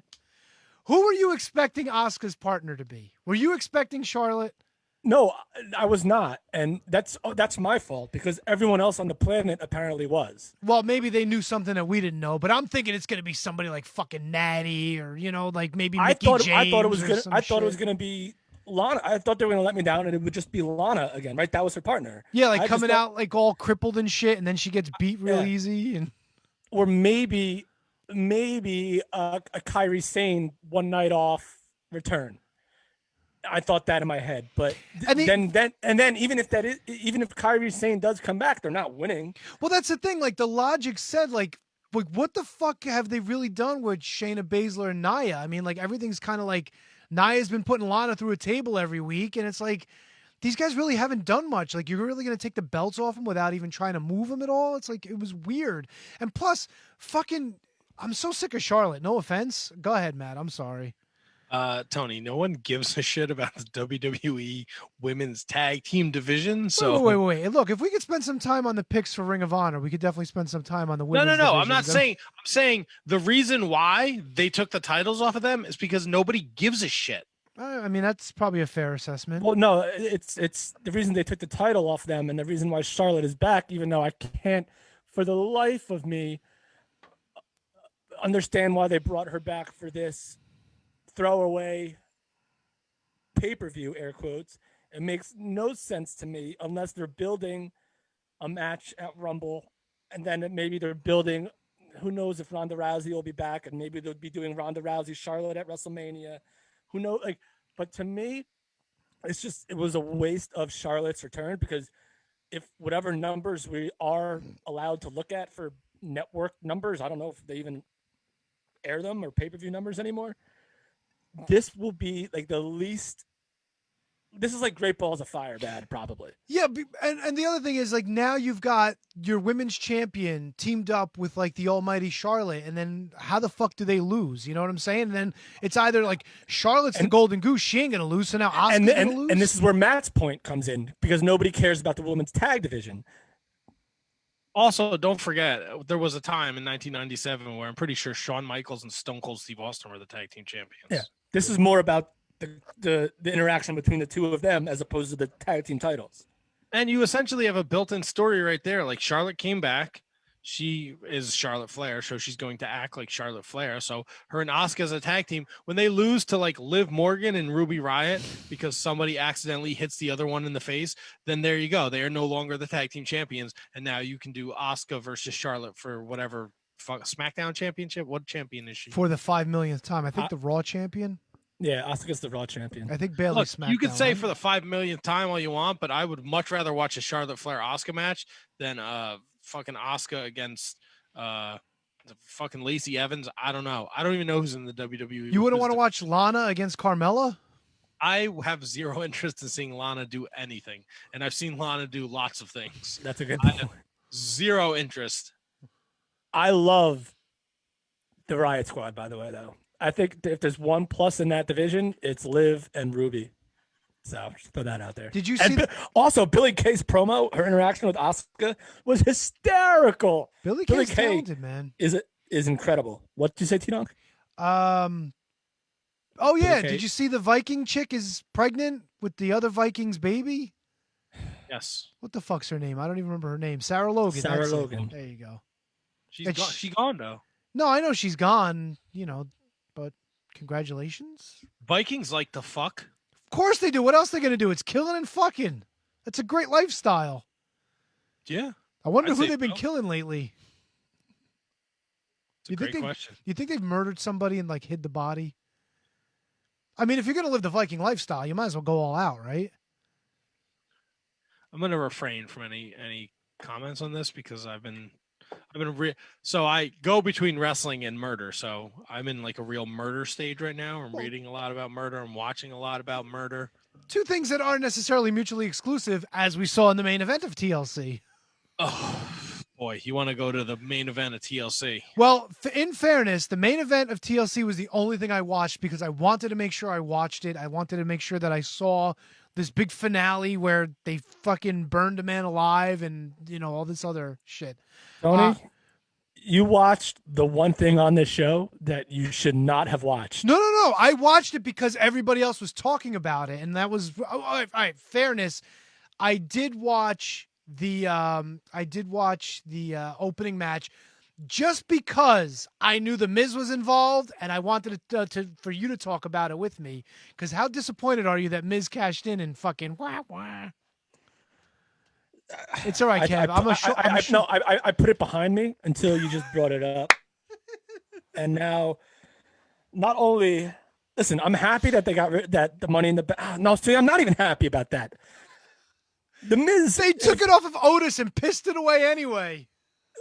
Hopefully that's the last we see of Money in the Bank. Let's just hope that. Until the next pay-per-view rolls around. Oh, look at that, Tony. Really? You're done with Money in the Bank? Hate it. Done. Really? What's the point? What's the point if it's going to be a hot potato like everything else they do? The Money in the Bank was basically the 24/7 championship for like the last 3 months. How does that happen? Yeah. And no one cashes in. He makes no a one good wins. point. What's the point? Get out of here. Get out of here and don't come back. Money in the Bank. Money, get in the back, you stupid, dumb idiots. Wow. Someone would say if they listened back to this podcast in January, how does corporate Kevin turn into anti-corporate Kevin? Oh, no, I'm still corporate. Oh. And you know what the sad part is? I really liked the Money in the Bank that they did this year where everybody was fighting through Titan Towers and they wound up on the roof. Like, I thought it was something cool and different. And it fucking blew me away that they gave it to Otis and then everything went to shit shortly after that. Well, because Otis has to go back to OVW, And he's got and to so fucking... does Keith Lee, and so does Omos. You know They what, all though? gotta go. If they got to go back and they got to work on shit, whatever. Fuck him. It's because Tucker turned on him. That's why he doesn't have his briefcase. That fucker Tucker. Has Tucker even been on TV? Nope. You're asking the wrong two dudes. Yep.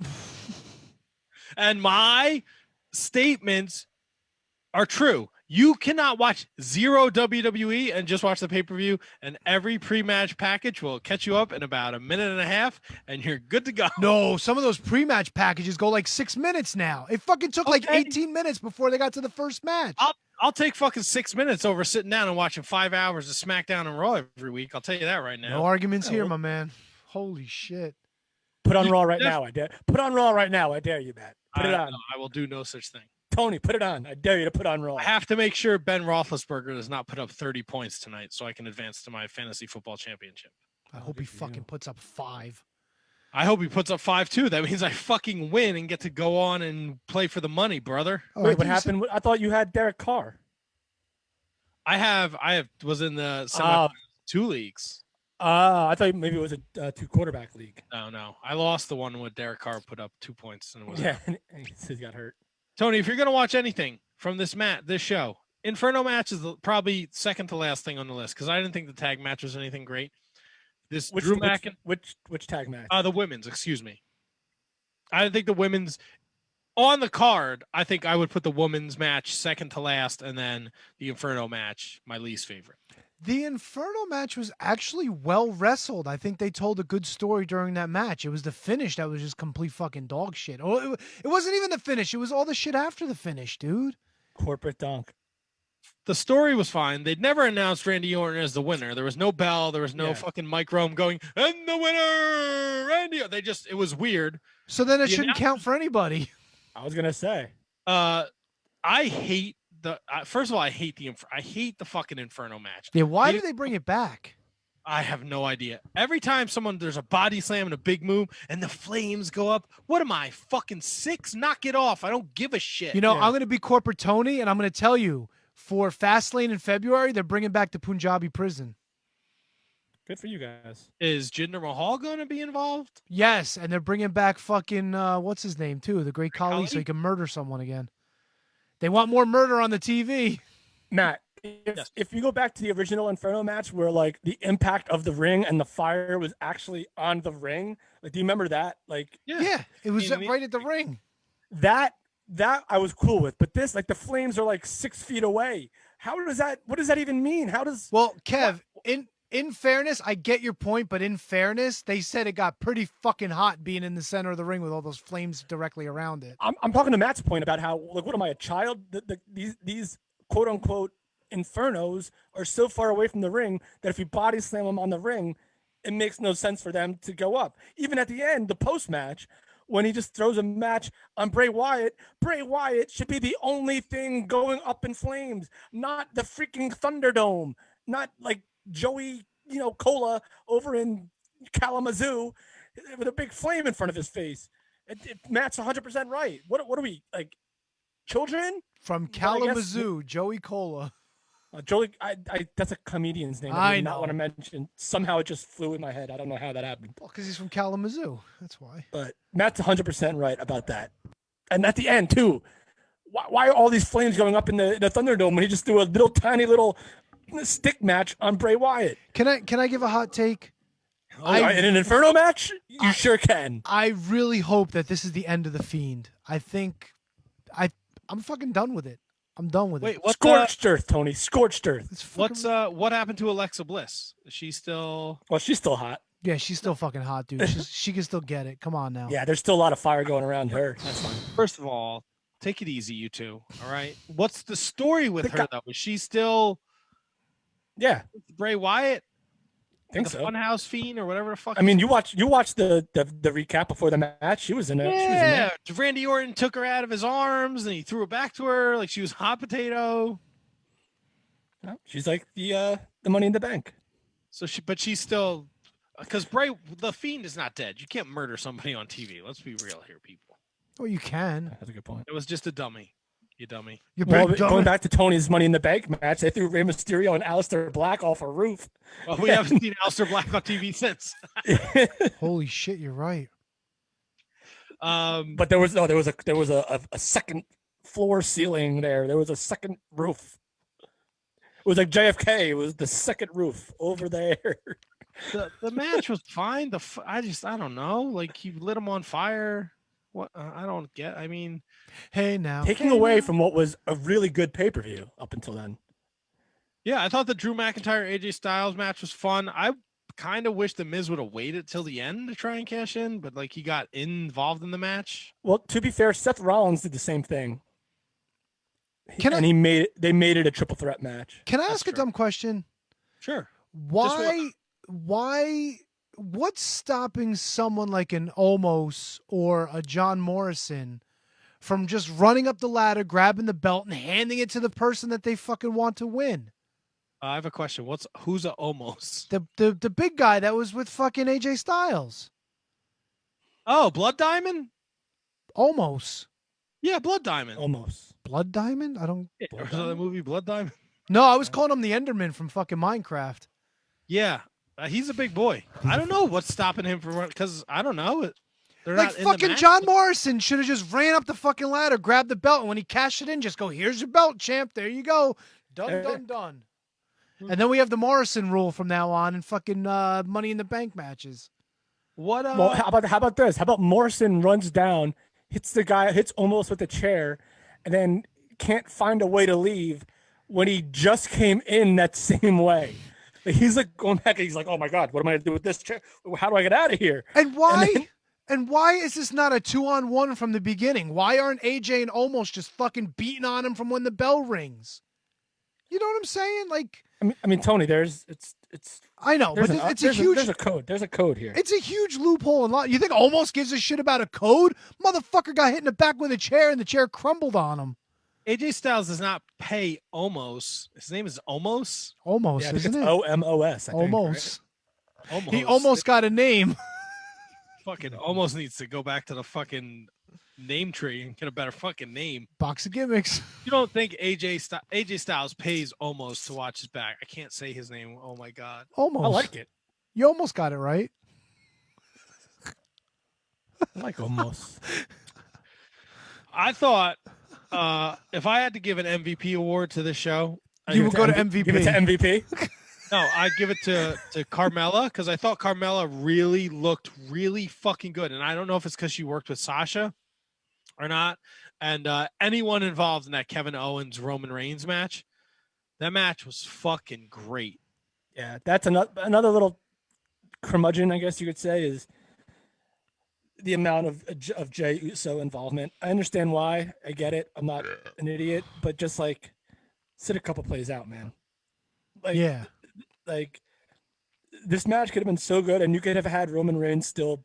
I know he's a bad guy, and I know he's supposed to be a dirtbag bad guy, and that's what bad guys do. They cheat. I understand that, but part of me still wants that. You could be a bad guy, but you could also fight for your life and still win. You gotta fight for your life. Da-da-da-da-da. Or you can cheat to win, just not with somebody else. The Hurt Business, they're the new Raw Tag Wow. Team Champions. I almost made a drunk purchase last night. Almost bought all 4 Hurt Business shirts. Did not do it. That's probably smart. Shame on you. No, shame on you. Drunk purchases are the best. Stop. You'd be a really big fan of that show, Matt. We'll talk about that later because I don't want to shill for a mark. You know what? We'll talk about it. Whatever. My dear good friends, the Major Brothers have a show called Boozing with the Toys. Yes. And what they do is they get really drunk. And then they just buy stuff on eBay. It was Hawkins, Swoggle, Ethan Page, Ryder, Raleigh Allen, and Salicata. And then even Ziggler chimed in, and they were all just, so good. I didn't buy anything, thank God. But I was very close to buying the Hurt Business shirts, all 4 of them. It's probably good that you didn't. Nope, very good, because I checked my bank account today. Good thing. Very good decision. We got anything else from TLC or? We have new tag champs. Sami Zayn, Big E is a match on SmackDown, Christmas Eve, Christmas SmackDown. Christmas SmackDown. Friday, right? Yeah. Wonderful. Roman Reigns, Kevin Owens, awesome match. I thought great storytelling. No, SmackDown's on Christmas. Yes. Yes. Go ahead. Keep going. It's a match like this where you get like, I've always liked Kevin Owens, even when he was Ring of Honor. But this, like, just seeing this, like, this is why, because he's capable of this, and the WWE, I feel like, doesn't give him opportunities to showcase himself like this. And this story with Roman is excellent. And Kate the Great in the Discord was talking about this match, so I had to. I had zero intentions of watching this pay-per-view, so I had to watch this. In the Facebook group. Yeah, so I had to watch this, and I had to watch the Inferno match, and everything else, because I heard the tag match was awesome. I enjoyed the McIntyre match, the women's tag match, whatever. Sasha and Carmella, I thought was a really good match. Again, it's not a surprise that WWE puts on a great pay-per-view like this. It's just, the shit. It's like you're giving me 2 pieces of moldy bread, and that's like the last pay-per-view and the current pay-per-view. No, you're giving me 2 pieces of really nice bread, and then in between is just like a shit sandwich. Raw and SmackDown are full of shit sandwiches. Well, Matt, you know what analogy you could have used? An actual sandwich. That's true. It's like the bread is so fresh. Sandwich. No one wants a liverwurst sandwich. I enjoy myself a good liverwurst sandwich. Why does that not surprise me that you'd like a soft, gross liverwurst sandwich? Little mustard on there, man. That's good stuff. Here's the thing about these shows that kind of bothers me, though, Matt and T-Donk, is that like AJ Styles versus Drew McIntyre, AJ Styles isn't winning. Roman Reigns, Kevin Owens, I'm pretty sure maybe you got a little tricked into it towards the end. They're not winning.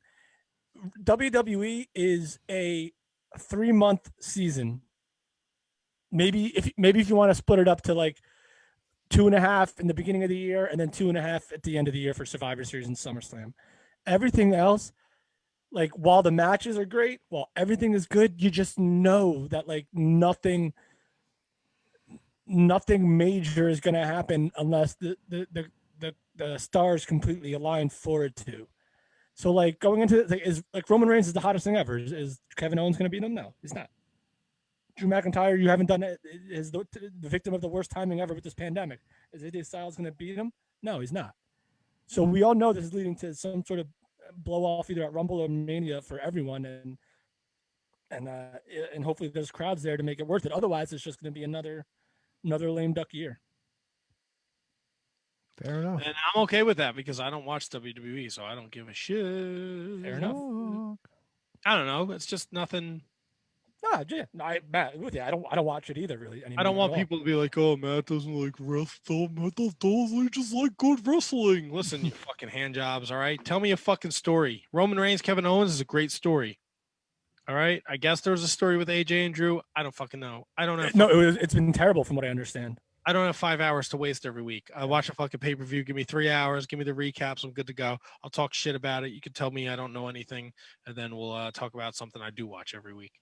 In the picks, though, me and Kevin went 10-6 for the weekend. Ooh. Tony, you went 9-7. So Tony, you're 159 and 87, and I'm 2 games behind you at 157 and 89.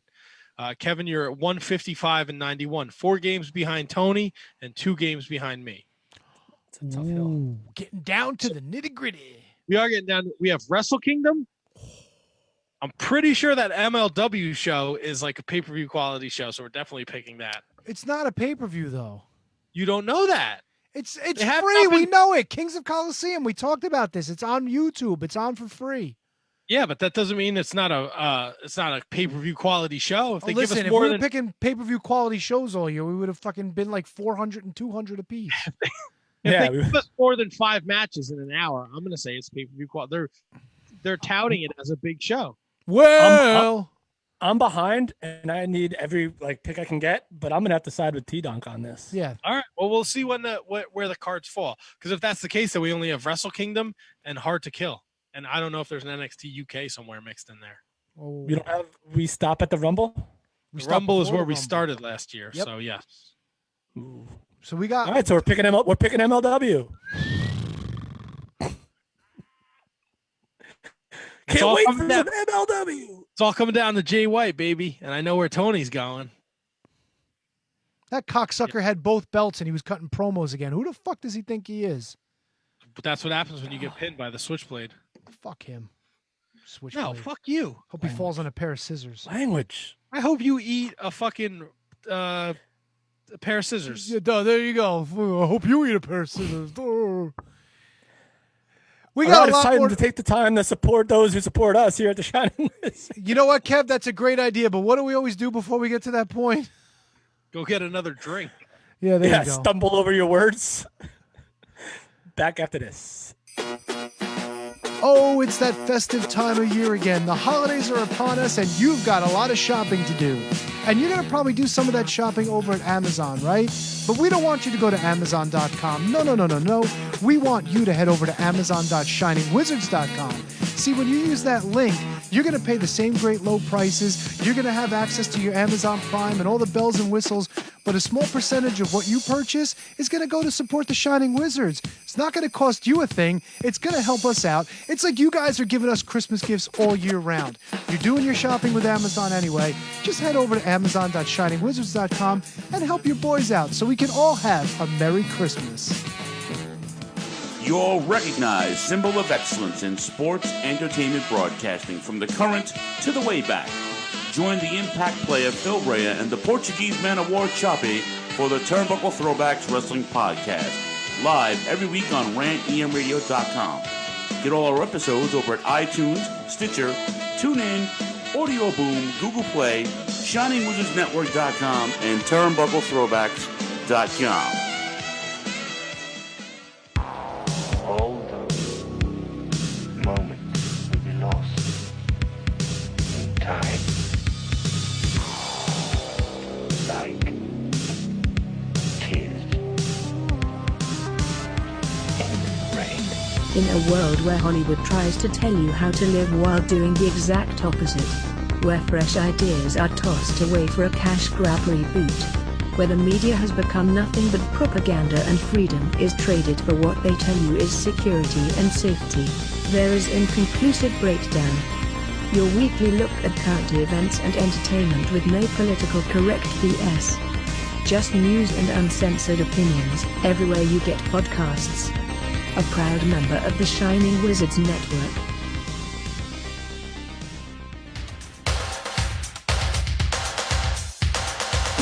Hey, this is Mike from the Midnight Jury. When you are done with this show, join my co-host Cal and I every week as we travel back to the last old school generation of the 80s and 90s to review the best and worst in pop culture, horror, and music on WLWstudios.com or the Midnight Jury feeds on iTunes, TuneIn Radio, or Player FM.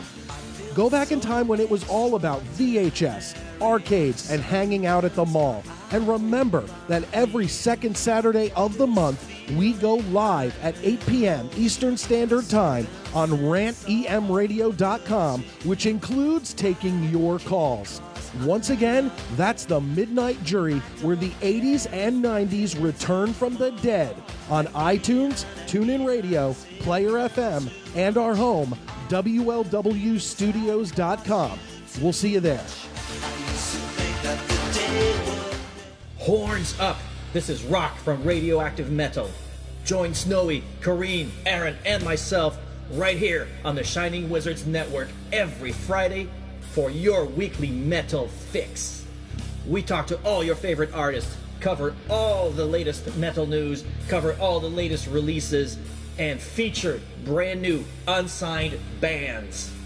So sit back, grab a beer, download the latest episode, and always remember, it's not metal unless it's radioactive metal.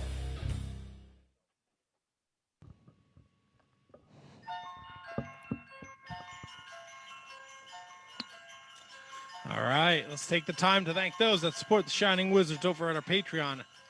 If you are a fan of the show, you like what you're listening to, and you want to support the Shining Wizards Wrestling Podcast, head over to our Patreon, patreon.com/Wizards Podcast. And for as little as $1 a month, you can support the Shining Wizards Wrestling Podcast. We're going to start with the queen of the Shining Wizards, Miss Kathy Hummer. And to not mention the other sign girl, Christine Friesendorf, who is also a supporter on our Patreon. Manny Carazzo, the king over there in Austria.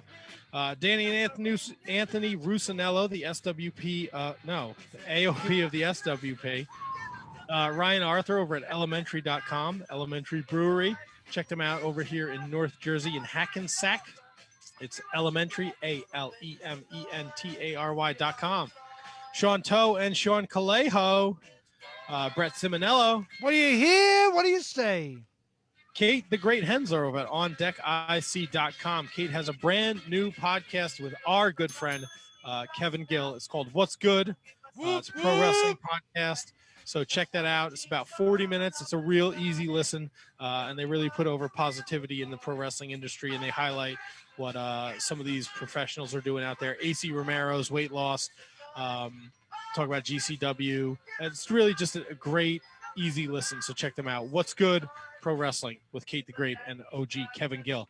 Matt Garifo, no relationship to the KJG. Matt Mellinger. Mark Parloni. Mark, happy birthday. Happy birthday, you're Mark. Always celebrating a birthday, buddy. Kenny Hossey, the Scotch Drinksmore of the Shining Wizards Wrestling Podcast. And Scotch. I know there was a Yoshi show, and I saw the results, but I didn't copy and paste it because nobody cares but you weirdo. What? What are you shaking your head for? It's not Yoshi, it's Joshi. There you go. Joshi with a J? Joshi. We don't want Joshi. We want more Choco Pro. Choco Pro's good stuff. We want Choco Pro and maybe Joshi. If I have to find time to watch Joshi. I don't want to shit on it. Stardom's going to be part of Wrestle Kingdom again this year. It's in my notes, buddy. And I know Julia and some other girl, they had a title versus title match at the Joshi match pay-per-view, and they went to a time limit draw, so nobody spoiler, I don't know. Thomas Kops, the Moot Spock. Really, you dick? Mott Spock. What? He finally got his box, so I can butcher his name. He got his box! His box! Jay Kopp. So we should call him Mott Box. Mott Box. Jay Kopp, the Big Papa Pump. Yes, the Big Papa Cump. What is a cump? What's is that like a juice? Is that like a juicy vagine? A Big Pop Pump over there at the Turnbuckle Throwbacks. When did they do their fucking Christmas show, Tony? Phil did it on Sunday. By himself? His buddy Will was in from the old Phil and Will podcast, and his stepson Hammer was there, his son Hammer. But no Jay and no Choppy. Oh, Merry Christmas. Yeah. Hey, why? Why? You got a lump of coal for Christmas, Phil. Enjoy. Well, actually, Phil did get a nice present from us. He got a Christmas greeting from the Godfather himself, Mr. Charles Wright. So there you go. Nice.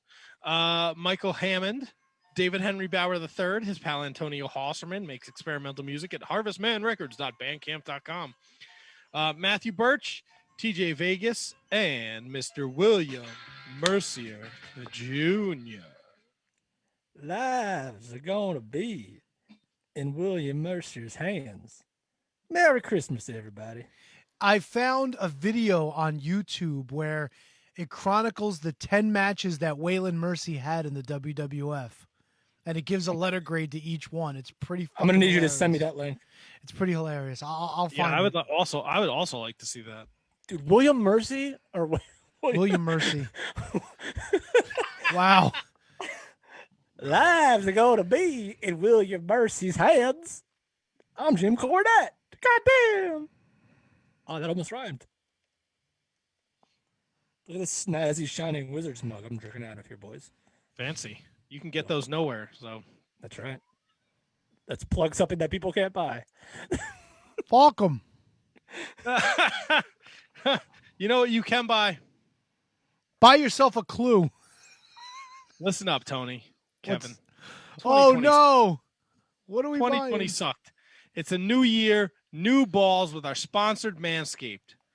Manscaped is the best in men's below-the-belt grooming, offering precision-engineered tools for your family jewels and helping 2 million men all over the world get rid of hair on their balls. You know what I'm going to do? Just about. I'm going to wipe my balls right now on the air. Why do you have to interrupt me? Why? Why? I'm going to wipe my balls on the air for Christmas. If you want to hear a show, do a proper Manscaped plug, listen to the Wednesday night show because they have their shit in order, okay? Yeah, unlike somebody who's on that show who's on this show who doesn't know which fucking code goes with which show, you fucking donkey. Well, that's why I had a bagel before because I had a couple too many drinks Wednesday night and it went really, really long and I was really, really drunk. But look at me. I don't look like a wreck today, right? I was going to comment on that. You were burying the lead. I got a haircut. Yeah. I trimmed it up. I used the weed whacker on my nose hairs and my ear hairs. And I'm all cleaned up. Look, it's not just about your balls. It is, but it isn't. It's not just ball related stuff. Look, Wow. Tony is literally using the crop mop right now on Facebook Live. And you just throw it on the table. Please tell me there's a waste paper basket There's over a there. napkin here. I threw it on a napkin. Relax. You threw your dirty ball rag on. What? I'm throwing the napkin away. It's not like I'm fucking using it to wipe my mush. All right. Well, if you let yourself go in 2021 in quarantine, Manscaped is here for you to reboot and stay clean and shaved in 2021. Manscaped is here to give you a fresh start in 2021 with the Perfect Package 3.0 that has all the right tools for the job. Come out of quarantine with clean balls thanks to the Lawnmower 3.0. This waterproof and skin-safe trimmer will reduce nicks to your two best friends. And if you are a daredevil, you like going extreme, you can take a shower in the dark and use the Lawnmower 3.0 like Cody does. Landscaper, Jesus. Yes, tune in on Wednesdays for better reads for sure. No, get out of here. You know why they're better? Because I don't fucking do them. It removes every nick on your balls but Saint Nick.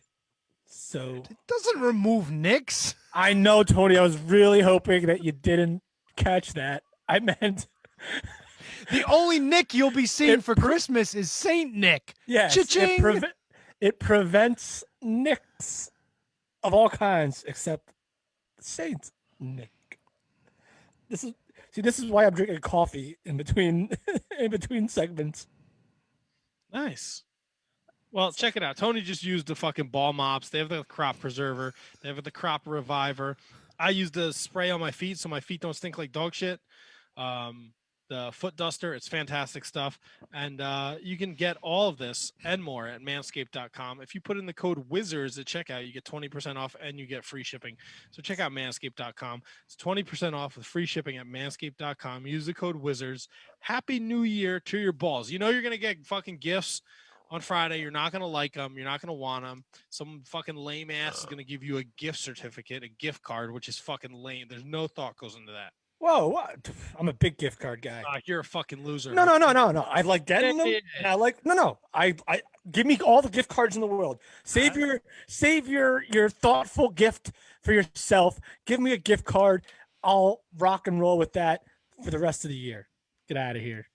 I think gift cards are cheap and they're not thoughtful. They're not cheap. They're expensive. They're exactly the price you want them to be. No, they're cheap from your mind. You don't put any thought. You just go, I'm going to get Tony. I'm going to go to the Walgreens and buy a gift card for, Tony likes Target. Kevin likes Chili's. Here's some gift cards. This is how much I value your friendship. Have a fucking gift card. I don't put any thought into anything. God. Fucking lame. Get out of here with your fucking gift cards. No, there's give me a gift card every single day. There's certain people that I will buy gifts for, and there's certain people that I know would appreciate a gift card, so that's what I get them. I mean, it's not. You know what? The people who get a gift card, you just shouldn't buy anything for them. Listen, gas ain't cheap. Give me an Exxon gift card. Give me one to Stop and Shop. Pay for my groceries for the week. I'll McFoley the thing. Fuck it. Yeah. Mick Foley the thing. You never heard the Mick Foley story? Somebody offers him a drink. He's like, "No, I don't want a drink, thanks. But can you pay for my soup?" Yeah, because he's frugal. What? You don't know people that are frugal? I know tons of people. I'm just saying, man. It's the Christmas comes once a year. If you can't think of anything, if you're buying a gift for somebody at Christmas and you can't think of anything to get them, you probably shouldn't be buying them a gift. Christmas comes once a year, But the big tone ski comes every single night.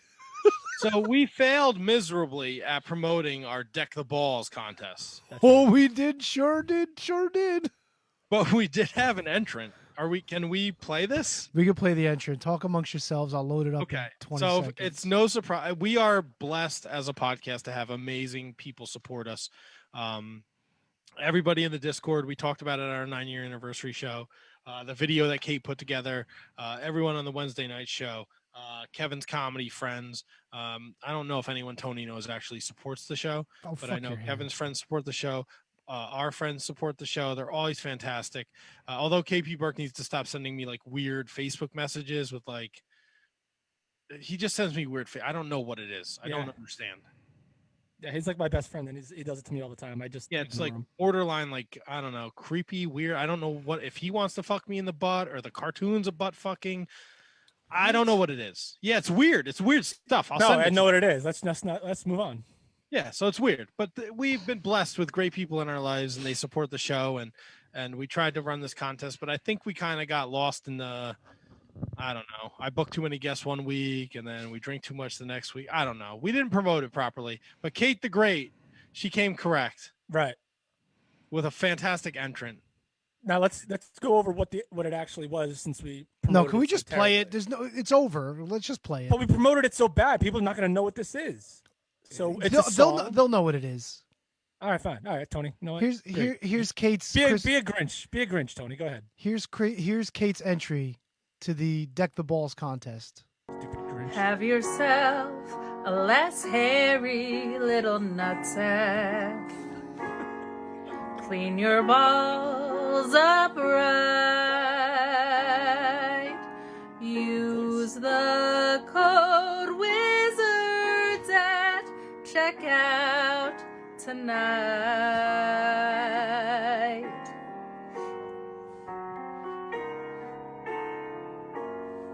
Make yourself less hairy using Manscaped. Their products work so well. She won't go near your jingle balls if they smell.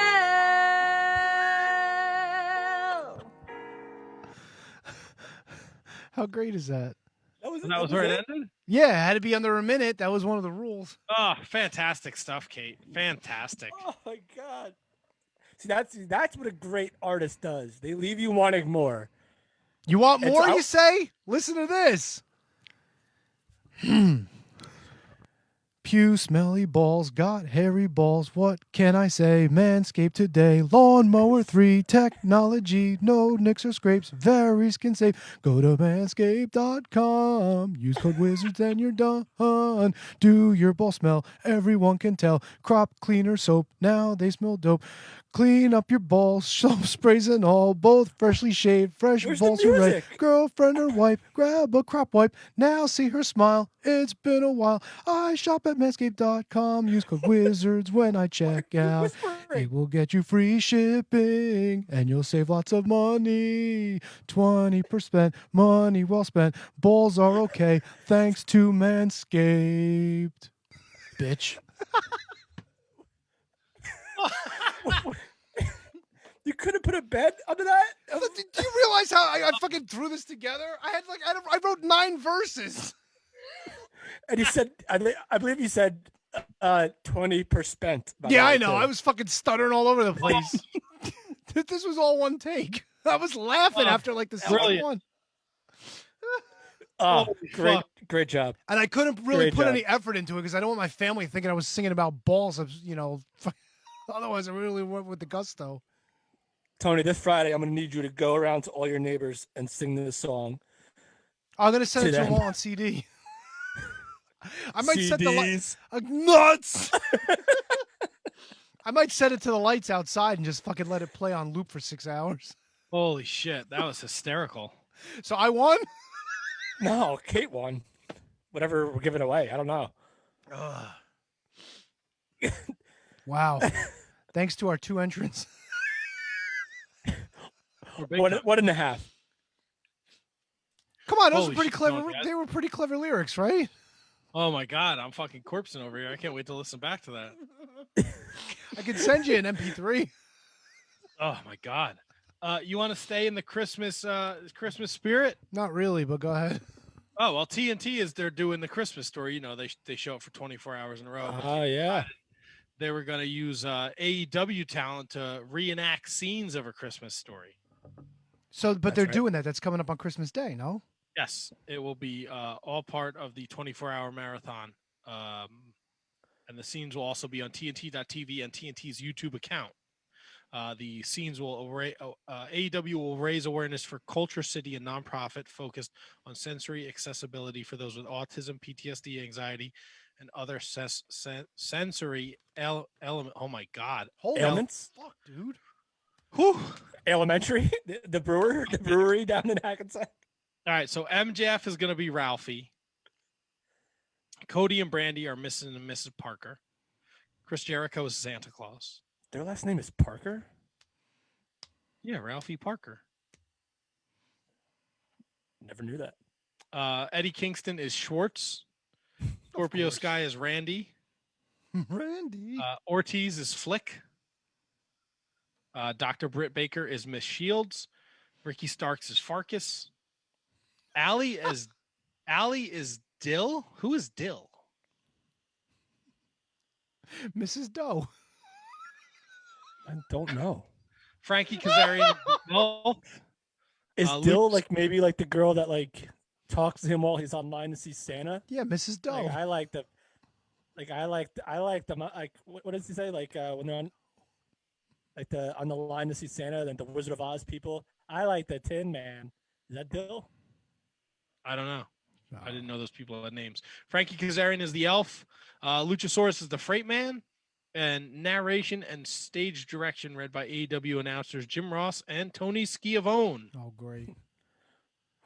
Why does Christmas Story have all these super kicks? Why? Goddamn, help Ralphie up. Help Ralphie up there. I'd love to run my hand up that leg. No more lamp there, sassafras. Look at my giant hog while I get my feet done. Fragile. I had Fragile with that in Oklahoma. God damn. Sassafras. Quick wraparound of AEW. Cody and Brandy are going to have a little baby. Yay. That's awesome. The Acclaimed beat SCU. I thought it was a great match. It was an excellent match. A little help from the old Boomboxski. Yes.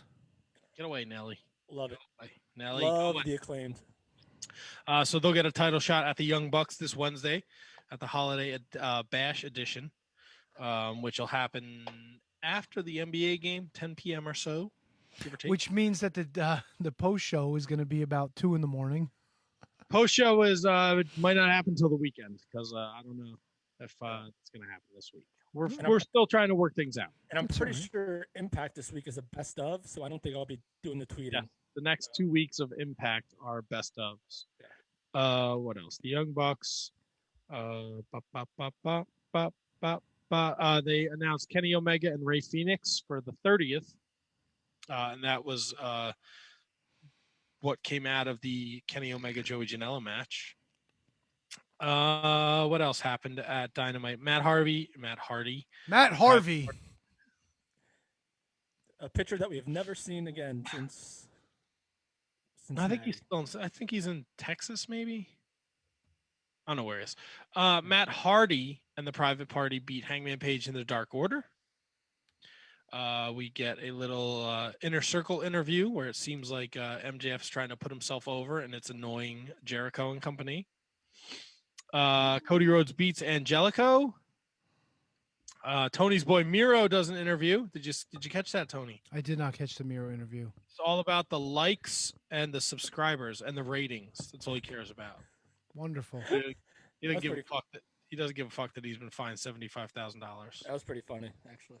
How come he gets fined $75,000, but Lance Archer didn't get fined anything for manhandling people a few weeks ago? And the Young Bucks only got fined like $20,000. Like, what's the fucking line? Take it up with Tony Khan, Tony. Tony Khan. Kevin, did you happen to catch the Ricky Starks promo? I did not. Maybe I did, but I just don't remember. Tony, can I get you ready on the drop board? Sure. Ricky Starks refers to Darby Allin as the I Like Turtles kid. I don't have. Oh yeah, I saw that. Yeah. But you don't have I Like Turtles drop? No, not on the board. A boo. You're a fucking. What happened to you? Who are I you? have a small dick. That's what happened. My favorite drop. That is not cool. He's fat. There you go. Nope. Oh my. Close enough. Fuck it. Yeah, motherfucker, yeah! Anything of note from AEW that you gentlemen would like to discuss? Yes, I hated the main event. Hated it. Okay, continue. Everything seemed contrived, set up. Like things had to didn't just fall into place naturally. I don't like that they were just on commentary the whole time. Like, to me, it was a fart in church. It just didn't work. I do like that we're getting Phoenix in 2 weeks, if that makes it any better. But the match itself and all the shit that went on with it, nope. Although I did like that Tony Schiavone was like, fuck you, and didn't give up anything to Don Callis, which good for him, because he don't want to play that shit. But, yeah, the match itself. Dude, the worst part of the match was Janela fucking almost sitting on Kenny Omega when he came off the top to the outside. I was like, your world champion could have just fucking been put in a hospital. Like, that was fucking pretty off. Pretty bad. And I would be nervous if I was somebody. I'm with you on the fact that it didn't come across as clean as it could have been, but in a match like that, you're taking chances no matter what. I don't even know why we came to a match like this, to be honest with you. Like, why did this have to be a hardcore match? Like, was the match with Joey Janela in the first round going to be a hardcore match? Like, I don't... Like, look, I get it. Like, oh, Kenny Omega could beat anybody in their style of match, but I don't know, man. Well, wasn't this supposed to be like he was supposed to wrestle these guys and like he never did? Is that what I'm getting out of this? Joey Janela had to drop out of the tournament and wound up wrestling Sonny Kiss in the first round. Right. So that's where this, came in. And for some reason, I don't know if it's a personal bias, but like maybe it's just we are like when we see like Joey Janela's name, we're kind of like, all right, awesome. Joey's getting another big main event spot.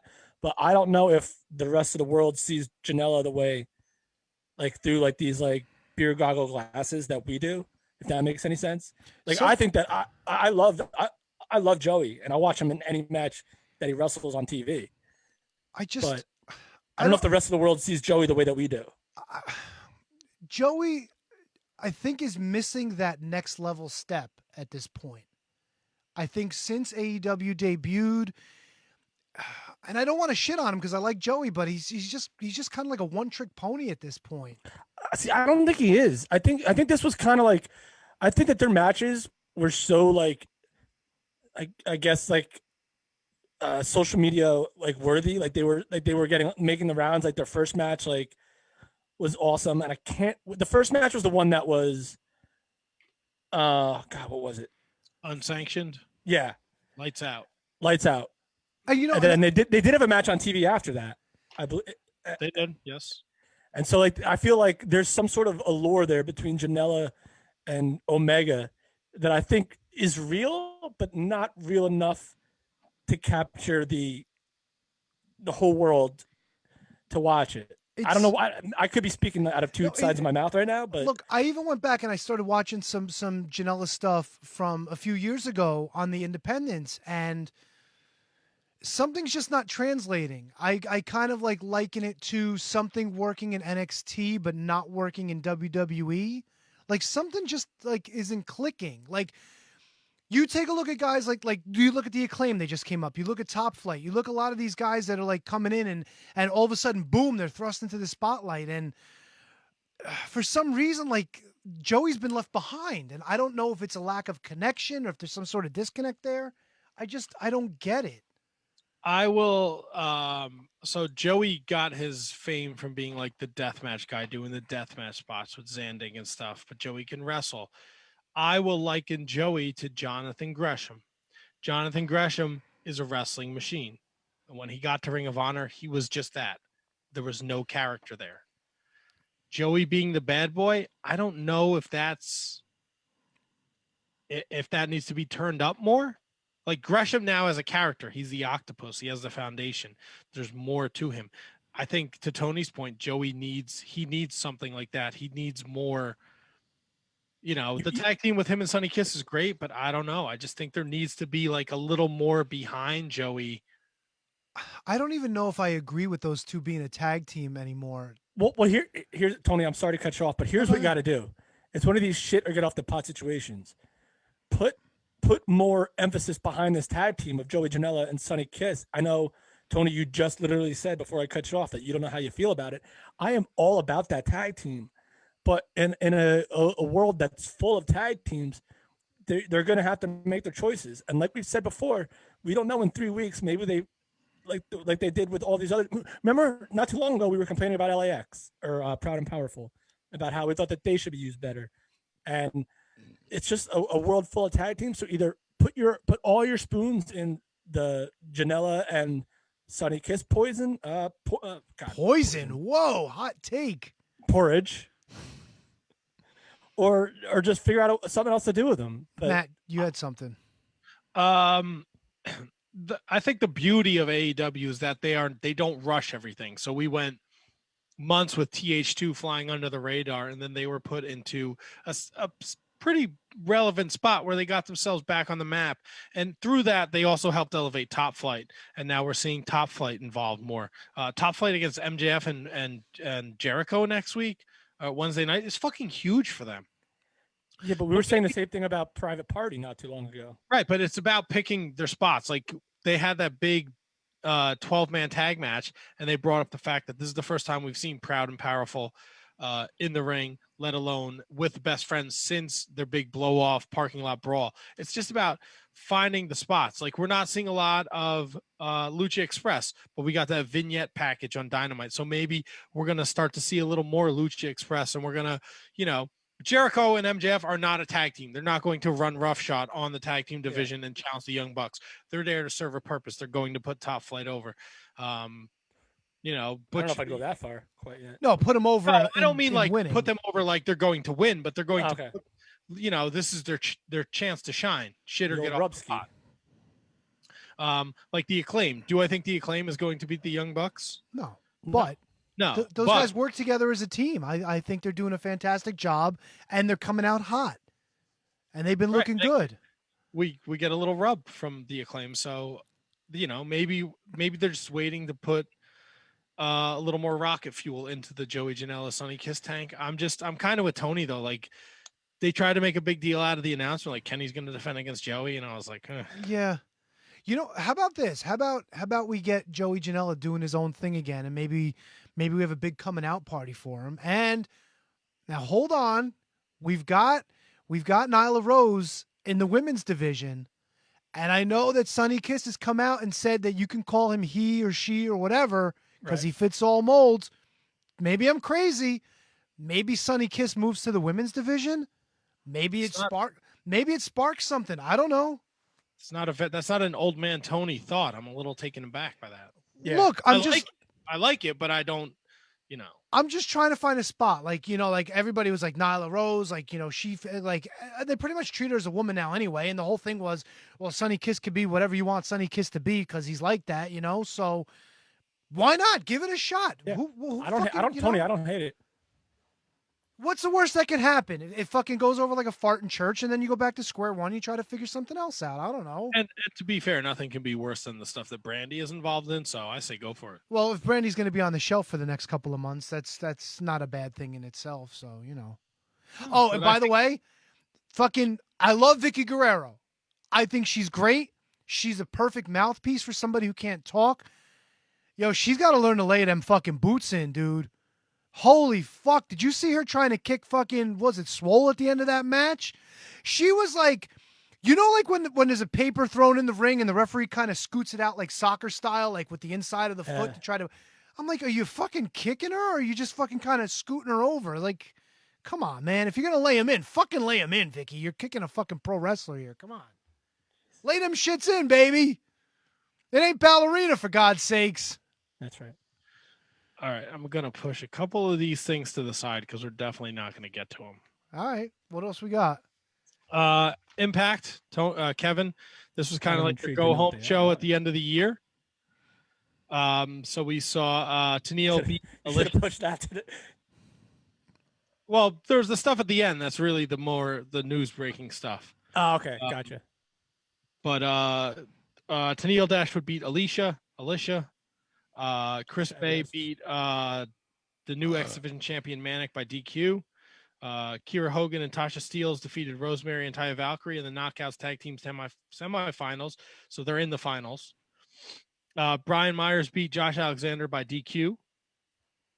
But I think the real meat on the bones, Carl Anderson defeated Chris Sabin with Alex Shelley in his corner. But I think everything that people were buzzing about last Tuesday night was after the match when one Kenny Omega and Luke Gallows got involved, as did one Rich Swann, and they set up their main event for the Hard to Kill pay-per-view, Kenny Omega and the Good Brothers against Rich Swann and the Motor City Machine Guns. And Kevin mentioned it before, the next 2 weeks are best of show. So I think Kevin put it perfectly on Twitter. What a fucking way to end a show. And now you're going to give people 2 weeks where they're just longing for Impact. Yeah, Matt, it was without a doubt, it was something that I didn't see coming. I didn't see Kenny Omega actually getting physically involved in this at all when I turned on Impact last week. But the fact that he did, and the fact that Luke Gallows, believe it or not, was actually almost, this is going to sound weird, him showing up was actually almost as big as a surprise as Kenny Omega showing up, because Luke Gallows has been on the shelf and they kept it pretty well covered that he hadn't been on TV. So the fact that he showed up was surprise number one. So I'm like, oh, great, that's awesome. And then Kenny Omega shows up and hits him with the old wet floor sign ski. Just a tremendous way to get things involved. And a lot of people I'll say, well, their numbers dropped. What does this mean? What does this mean? I'm like, shut up. Ratings fluctuate for every top show in the world. So people hating on Impact already after 1 week or 2 weeks of Kenny Omega being involved on Impact Wrestling, because they lost 40,000 viewers. Come on, every week AEW and NXT can go, and even Raw and even SmackDown could drop 100,000 or gain 100,000 week to week. It's fluid. It's perfect. I am super happy with. I can't wait for this pay-per-view. If anything, for this main event. And of course, Genesis preludes that. So Impact is, again, to me, can't miss show every week, no matter what. Tony, you have any thoughts about this? I'm interested in the main event, the 6-man. I think it's tying some shit together. We're not picking that show though, are we? That's not really. Oh, we are. Oh, we are. Oh, good. That'll be more points for me. Hard to Kill will be the last pay-per-view we pick. Yeah. Awesome. Genesis is the week prior, but that's an Impact Plus special, so we don't pick that. So after Wrestle Kingdom, when you guys are woefully behind, I could rest on my laurels and have a good time with my picks for Hard to Kill. This is gonna be fun. Yeah, good luck with that, Chief. Let's talk a little MLW Fusion before we get into some news and notes. And do we have a list tonight, boys? Lists and games? I have one. Yeah. But all right, let's plow through Fusion. Our boy Buku Dao, former guest of the show, he got a win over LA Park Jr. I was surprised by that. I really thought this was going to be a Los Parks Express with everybody being out there and whatnot, but good for Buku, man. That was a fucking solid little quick match, and he got the win. I am and to go back to ROH and maybe MLW tied together, I like how they have the clock. Yes. With the little, it's not even a scoreboard. It's just the names on the top with the clock. I think that's a pretty cool piece. I like it. Yeah, me too. Post-match, there's a vignette. Injustice member Jordan Oliver challenges Simon Gotch to a match at Kings of Coliseum. Yep. Oh, yeah. Well, we're up to 3 matches now at the Kings of Coliseum, so we'll see how many matches we get there. We're picking it. He wants to take on Simon Gotch, who took out Koto Brazil earlier in the year. Yeah, Koto's not even with MLW anymore because of it. Unbelievable. Yes. It's kind of weird that they mentioned him a couple times, though, when he's not there. Well, maybe he's coming back. Oh. It's possible. 2020 has been a crazy fucking year. You never know. Mads Kruger defeated your favorite jobber and mine, Bud Heavy. and Daniel Sterling in a 2-on-1 handicap match. Of course he did. He's a fucking animal, that guy. The storyline, the match itself was not much, but the storyline was that Hammerstone was backstage being restrained. He wanted to get out there and get his hands on Kruger, but that wasn't going to happen. Are you watching Kevin trying to hang this flag? Yeah. He's all twisted up. Can he hear us? Oh, he's got his earbuds in. Other corner, Kev. There you go. Keep going. Other corner. In conjunction with the PWI, MLW now has a top 10 rating system. Oh, they always have. They just brought the goddamn thing back. Who gives a shit? All right, so are we going to hate on this as much as we hate on the AEW rankings? No, because everybody that's in MLW is in the top 10. So what the fuck's the difference? Are you ready for your top 10 this week? Do we need top 10 music for this? Yes, please. Oh, Kevin, boy. are you ready for the MLW top 10? Matt, I was born ready. Let me get some MLW fucking top 10. Let me see. All right. Tony's going to pull up some music, and you got this is a great gimmick. We used to do this when the MLW was constantly bringing up our top 10. So Here we go. Shitty music for a shitty top 10. Go for it. All right, who wants to go first? I will go Hammerstone. Hammerstone, Kevin. He sits at number 1. Myron Reed. Only because I went first. Tony would have got it too. Myron Reed. Myron Reed sits at number 5. Logan Creed. No, Logan Creed is not on the list, Kevin. I'm sorry. Tom Lawler. Filthy Tommy is number 3. Von Erich. Von Erich. There is no Von Erichs on the list. Low-Key. Low-Key is number 2. Carl Tankman. Calvin Tankman is number 9. King Mo. Tony, you can go fuck yourself. Y'all don't like Carl? King Mo's not in the top 10? We're missing what? King Mo's not in the top 10? No, you can go fuck yourself. That means he's not on the list.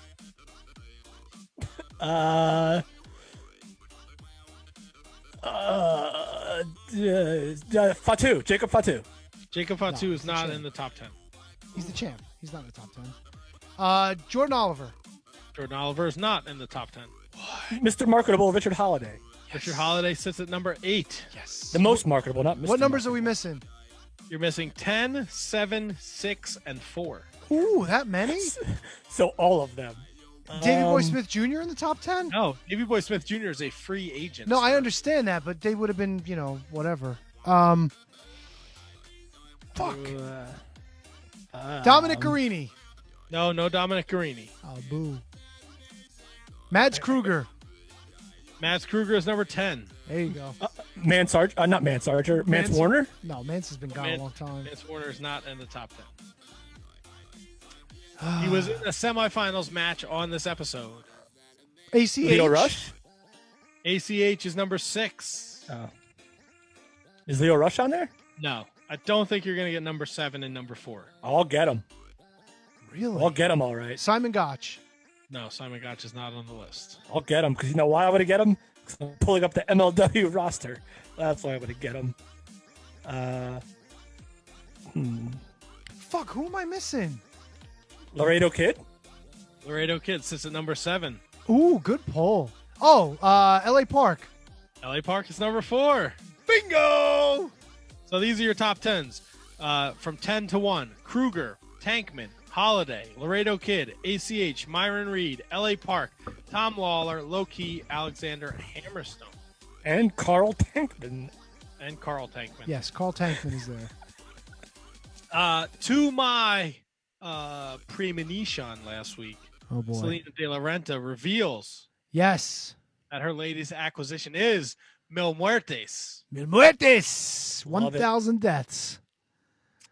So that's very exciting. And then our final, Tom Lawler with his fucking Daisy Dukes. He beat ACH in the semifinal match of the Opera Cup. Hell of a match. Hell of a match. I know that you've been like, oh, Tom Lawler, I don't get it. He's kind of nah. Tom Lawler's been putting his shit in, man. He's been fucking looking great through this tournament. And that rematch of rematches, Tom Lawler versus Low-Key, that's going to be a fucking banger. Matthew. Yes, sir. Kit Osborne is in MLW? Yeah, he's lost Von Erich. Oh, that's right. Wait, what? Yeah, that's his gimmick. He's like fucking Ralph Von Erich or something dumb. So, but why is his name Kit Osborne on the roster page? In the reboot, he might just be Kit Osborne. Oh, okay. That's a pretty stacked roster. Yeah. So next week, Low-Ki against Tom Lawler in the Opera Cup Finals, and the Dirty Blondes are in action. Well, there you go. Hey, did you see the rumor going around was that Colonel Robert Parker wants to sign the Von Erich boys, and they were having none of it. So there might be a little story going on there. Maybe the Dirty Blondes are getting with the Colonel. Oh, that'd be a good call. I think one of those is Ron Bass's kid. Maybe, I don't know. Who is Ron Bass's kid? One of the Dirty Blondes. The Dirty Blondes.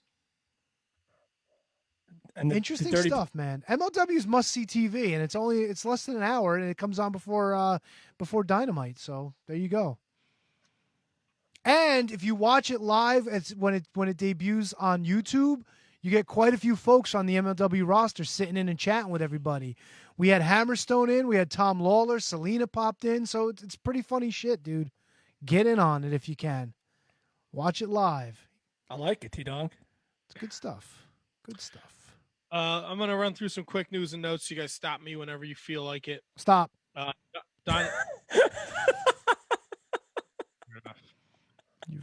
Dynamite is a stacked Dynamite. Dark is stacked this week with Miro taking on Sonny Kiss as your main event. Tons of other people are in action, so check that out. I'm not going to go down the whole card. You're not going to tell us all 45 matches that are happening on Dark? No, I will tell you Sting is going to be on Dynamite on Wednesday night. Sting. Can I tell you real quick about Be the Elite this week? Yes. So Frankie Kazarian gets visited by the ghosts of Christmas past, present, and future because he picks on Brandon Cutler too much. Do ya? Very funny shit, dude. And I won't spoil that. Also, the Dark Order goes around singing Christmas carols, and they pop up in a whole bunch of weird places. It's very funny shit. And you know what? I always shit on the Young Bucks because I'm like, they can't really talk this and that. They were fucking on point this week. Must see Being the Elite. Please check it out. I think it's called Christmas, Carol, something like that. But it's this week's PTE. Definitely worth your time. And it's a longer episode. Oh, and they play high-low to decide who's going to take on Johnny Silver next week for the BTE championship. Oh, nice. It's pretty good shit. Dark Order Christmas is the name of the episode. It is? No, I thought it was something different. It was called Christmas something Carol. No? Maybe they changed it. A Christmas Carol? ? Yes, that's it. That's the one. Nailed it. Check it out. It's good stuff. That's all. Ric Flair was recently on the Rachel Nichols show on ESPN The Jump, and he said WWE is building a physical Hall of Fame in Orlando, Florida. Well, it's nice to see that rumor's finally coming to fruition. Well, I mean, it's Ric Flair saying it, so let's not go crazy here. Woo! All my ex-wives are going in the Hall of Fame. Woo! They announced last night the Royal Rumble will be taking place January 31st from the Thunderdome. Yeah, I tried to plow through that, but there was no coming back from that. WWE also has revealed the premiere date for WWE Icons docuseries. It'll take place right after the Royal Rumble, and the first superstar focused on will be Yokozuna. I'm excited about that. Yeah, that should be when I saw that name, I was like, wow, that's the first one? Awesome. Perfect. I showed my kid the match where Yokozuna squashed that jobber, where he went to land on his feet, but his feet slipped and he just came completely ass down on his chest. And then he just stood there with a smirk on his face. My kid's like, did the guy die? I was like, practically. So pejorative with the jobber term. So fucking great. So great. I felt bad for the dude. Did you? Well, the Rumble's taking place January 31st at the Thunderdome. So we have something to look. That'll kick off the picks for 2021. Maybe they could have the Royal Rumble on the roof of Titan Towers and just have everybody getting thrown off. So basically, you get thrown over the top rope, and both feet have to hit the actual floor. They have to hit the pavement of the road underneath the building. Dude, how great would it be if Kofi Kingston's hanging off the side of Titan Towers and he's like, I'm not eliminated? That'd be great. And there's news cameras, helicopters flying by. And then you see just Kofi like a wind chime. Just God. Impact is bringing back the Super X Cup tournament for the Like it. January 9th Genesis show. So that'll be fun. Madison Rain is done with Impact. She is moving on to other things outside of wrestling. Thank God we don't have to listen. No. See, I'm gonna cut you off right there, Matt. She's her and Josh Matthews. No, they're not. Madison Rain is Josh, maybe. Madison Rain is super, like, really, really underappreciated on commentary. She's good. She's really, really good. And I've watched it every week since March, religiously. She's gonna be that's gonna be a big loss. And who they replace her with, I don't know, but that's a big loss for Impact. I don't want you guys to know because it's supposed to be a surprise, but I got signed to Impact to take over on commentary. Look at that. All those tier 1 plugs. He's finally getting in there. Fuck yeah, dude. Dennis Long, he's my man. He put in the word for me. Refrain from saying anything there, and I'm just going to move forward. Kyle O'Reilly gets his shot at Finn Balor's NXT Championship at New Year's Evil, Wednesday, January 6th. He beat Pete Dunne. God, that New Year's Evil tagline is so played. Cameron Grimes is hurt. He's out 4 to 6 weeks. See you later. He had surgery, didn't he? Yes. Yes. The tag titles are on the line in NXT this week as Only Lorcan and Danny Burch defend against Killian Dane and Drake Maverick in a street fight. Plus a very Gargano Christmas. Jake Atlas versus Isaiah Swerve Scott and Bronson Reed return. So that's what's happening Wednesday night on NXT. Yay. New Japan Pro Wrestling. The Tokyo Sports named Naito the MVP of the wrestling over there in Japan. The Toriano Bad Luck Fale Kings of Pro Wrestling match will be a body slam match. The first person to body slam their opponent will win. Ooh. Run that back for me, Matt. The Kings of Pro Wrestling, that title that they created in New Japan Pro Wrestling, that Toriano has. He will be defending it at the Road to Tokyo Dome show on December 23rd against Bad Luck Fale. And the stipulation is a body slam match. Got it. Makes sense now. And Tony alluded to it earlier. Stardom will have a pre-show match. Whoa. At the Wrestle Kingdom 15. They have yet to announce the participants. Yay. That's all the notes I have. Oh, here we go. Other notes. Paul Varlins. Hammer time. Paul Varlins, he had a very, very brief stint in ECW. He was an MMA fighter.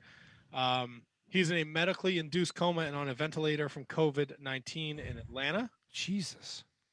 And in Dragon Gate, the Dream Gate champion Ben K suffered a concussion and was knocked out cold in his match earlier today. And the match kept going with him just laying there, and he took several moves while knocked out. So who the fuck is picking somebody up when they're knocked out? Not a good look for Dragon Gate over there in Japan. Is BB Hulk still over there? You know what, Tony? I would love to say that he is, but I'm not up on my Dragon Gate. Yeah, neither am I. Kev? I mean, I am, but I choose not to speak as I am super corporate Dragon Gate. So, good answer, Kev. Good answer. And with that, let's play some games. All righty, Roo. This is KJG's top 5. This is not holiday themed whatsoever. This is just something I thought of on the spot in a very busy week. These are my top 5 AEW debuts or first appearances, if you will. So it could be simple, which is kind of good because it's 9:30. What? What the fuck are you doing? I'm using my Manscaped Weed Whacker. Hey, man, you got to support the products that support the show. All right. Kevin, I was giving you 100% of my undivided attention. Tony. I heard the question. You want me to go first? Please. Jake the Snake Roberts. Keep shaving. He's not on the list. No, he's not on the list, you donkey. Oh, it's probably like the Acclaimed and... FTR. No, not on the list. Really? Sting. T-Dunk. Sting literally just replaced my original number 5 because I had Sting on the list, then replaced him, then took him off. Sting is number 5, the most recent arrival of the AEW big time debuts. Loved everything about it. So Sting is number 5. Sting. And Matt, here's a hint for you. Tony kind of stumbled on something in his ramblings before. So that's a hint. Matt Hardy. Matt Hardy is who I took off for Sting. All right. Miro. So no. Nope. Miro not on the list. Wow, this is harder than I thought for you guys. Brody Lee. Brody Lee, not on the list. The Acclaimed. Anthony Bowens is on the list. So yeah, the Acclaimed. Yeah, sure, why not? What number? I like Max, number 4. The Acclaimed. Remember, these are my favorites. Some of them are old, some of them are recent.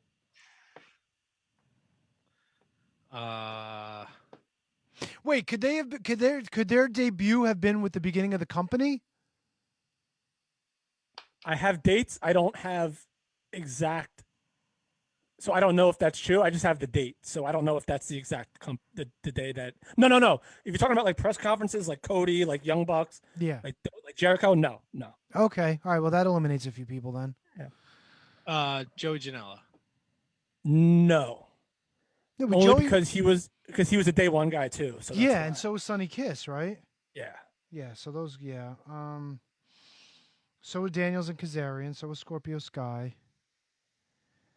I thought this would be a layup for you guys. Somebody Kevin would like. Proud and Powerful. That debuted. T-Donk. Let's get some celebration music on there. Because that's number 1. Wow, Matt, I got 3 already. For somebody that wasn't paying LAX. attention, huh? Proud and Powerful. August 31st of last year. We're forgetting making their first appearance. Forgetting the biggest one, Matt Cardona. That's right. And I thought you guys were going to get that immediately as being number 1, but it's not number 1. That's No, number it 3. was such a forgettable debut that I completely forgot about him being There in you go. AEW. Matt Cardona. Number 3, July 29th of this year. Brother, Showing up to help. I better Who? be on the list, brother. No, Taz didn't even think about him. 1, you guys are missing number 2, and it's the most obvious one of all of them. Oh, well, so then I this will guess- be a ring-a-ding-ding. Whoever chimes in, whoever raises their hand first, I'll let answer it because it's T-Donk. Vicky Guerrero. No. T-Donk. Eddie Kingston. No. Oh, that's a good one, though. T-Donk. Lance Archer. No, another good one. T-Donk. Jim Ross. No. Maybe this could be considered a day one, but I don't think it is. T-Donk. Serena Deeb. No, come on, this is so blatantly obvious. Mike T-Donk. Chioda. No. Thunder Rosa. No. That was Matt. T-Donk. No, he didn't raise his hand. Big Swole. This is borderline day one, but he wasn't announced as a day one. Put it that way. Jungle Jack Perry. Chris Jericho. No. Come on, guys. This is the biggest. MJF was a day one guy. Kind of, I think, but no, he's not. Even if he was, he's not on the list. That'd be John Moxley. T Hardy, Matt Bowman. I don't know. That's a weird. Did you say T Party? Were you going to say T Donk? I thought that was you, so I went T, and then I couldn't get away from it, so I just said Hardy, and then you said T Hardy. John Moxley, May 25th of last year, showing up. So the list: top 5. Number 5, Sting. Number 4, Anthony Bowen / The Acclaimed. 3, Matt Cardona, formerly known as Zack Ryder. Number 2, John Moxley. And number 1, our dear, good, close, personal friends, Santana Ortiz, proud and powerful. Look at that. I threw you guys for a little loop here. No, it was good. It was fun. And Tony, I almost wanted to apologize to you about something, but then I changed my mind. Wow. Really? Yeah, because I watched. Guess what I watched today, guys? Royal Rumble 1992 again. God. And when I saw Sergeant Slaughter, I was thinking to myself, is this one of Sergeant Slaughter's first reappearances as a babyface? Like maybe Tony is right that Sergeant Slaughter could have been a contender in this match to win. He wasn't. He wasn't. And then that's what I rescinded it because I went and watched all sorts of superstars, and he literally came back the month later wanting his country back. And it was in that jobber tag team at Survivor Series, replacing Jimmy Evil Neidhart. So wanted to apologize to Tony, but then I didn't. So let's get to trivia where I will fail because I failed yesterday at that virtual trivia thing. Oh, how bad did you fail?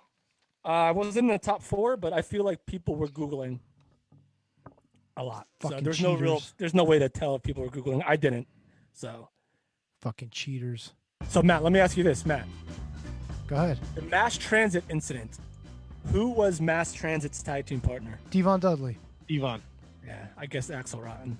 That was New Jack. And No, Axel pulled out. That's how Mass Transit got on the show. All right, Tony, this is one for you that they asked. When Harley Race beat Dory Funk Jr. in 1973 for the NWA World Title, what nickname did they give him? Harley Race? Yeah. Handsome? Nah. I'll just tell you because they called him. Apparently, his nickname was Mad Dog. Mad Dog Harley Race? That doesn't ring a bell. Yeah, it didn't ring a bell to me either. Did anybody get it right? Well, people that they didn't tell you who got what right. They just gave you the final top teams. And dickheads. I missed out. Do you guys know what Victoria, Candice Michelle, and Tori Wilson's stable was called? Oh fuck! In the early 2000s or the mid 2000s? Vince's Devils. No, never would have got that. I got that one right. Wow, good call, man. There's a lot I got wrong though. Oh, here's a good one. What's the first WrestleMania main event where the two guys used their real names? Had the real names.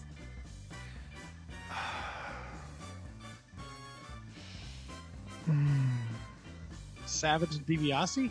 No, that's not right. Oh. I didn't get this one either. It's got to be somebody taking on Bret Hart, no? No. Wow. This is a good question. I guessed John Cena, Randy Orton, which was wrong. It's significantly before that, but not too. If that makes any sense. Oh, Brock Lesnar, Kurt Angle. Yep, that's it. Wow. Yep. That's a hell of a question. There was like a CZW question on there. There was a question that I got right that I didn't even know the answer to. Like, what was Chris Hero's name before it was Chris Hero? But I got it right because they threw in it was frowned upon by women's groups. Wife beater. Wait, who was wife beater? Chris Hero. Wait, Chris Hero was not wife beater. Yeah, I thought wife beater was a different guy. Matt, wife beater was a different guy in CZW, no? Well, Myers didn't know this either, so it's definitely possible. And Myers is really good friends with Cassius Ohno. That just seems weird. I thought wife beater was just a different person completely. Wife beater is Matthew Prince. Yeah. Then they didn't fact check because they said from 99 to 2004. Yeah. Wife beater didn't even look like Chris Hero. Well, then they didn't fact check. That's on them. But that was, and I put that, and I got it right. Let's see. I'll do one more, and then we'll get to the actual game. Who was the first wrestler to main event WrestleManias as a babyface and a heel? Savage. Yeah, Tony nailed it. I got that one too. He was the wife beater character way early in his career. Chris Hero? Yes. All right. Well, then I guess they did a good job. That's weird. I didn't know that. And neither did Hawkins. Well, Kev, right, Tony, game time. Who? Yeah, since you brought some good questions, I'm going to let you pick first. I'm just trying to decide because I got a few of them that are in the same wheelhouse, and I don't want to go repeating questions. Listen, not trivia, repeating questions. Trivia exposes people, so it doesn't matter. So let's just expose me. I just don't want to repeat topics. I guess that's kind of the crusp. Let me see.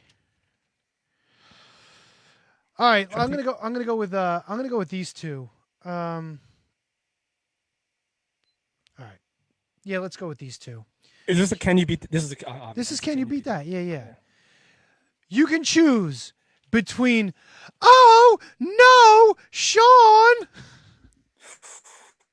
and the Death Edition of Royal Rumble 2000. Or the "Oh no, Sean" has 7 answers. Royal Rumble 2000 also has 7 answers. I'm gonna go Royal Rumble 2000. Kevin, as of today's date, 7 people who were involved in the Royal Rumble in the year 2000 are no longer with us. Kevin, how many can you name? Give me a second, because I'm pretty sure I can name them all. Okay. That's why I went with these first, because they're kind of on par with each other.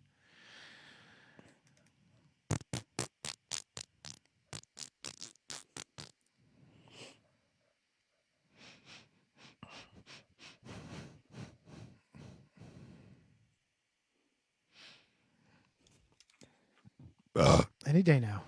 Oh, well, I'm writing. Christmas thinking. Right now I can name 6. Matt. Oh, see, that's the thing. He's gonna name them all. I'm screwed. Well, do you want to try for 7?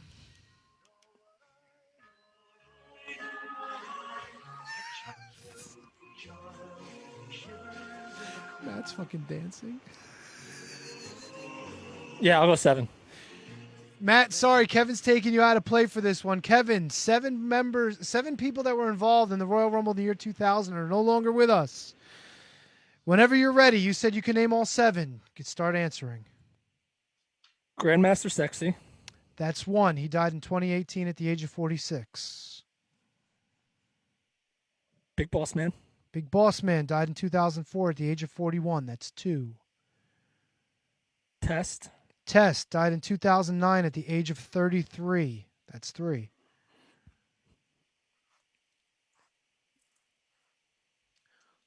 Viscera died in 2014 at the age of 43. That's 4. 3 more to go. British Bulldog. Davey Boy Smith died in 2002 at the age of 39. That's 5. 2 more to go. Come on. Can we turn this off, please, real quick? I'm trying to think here. Yeah, come on. Don't be a dick.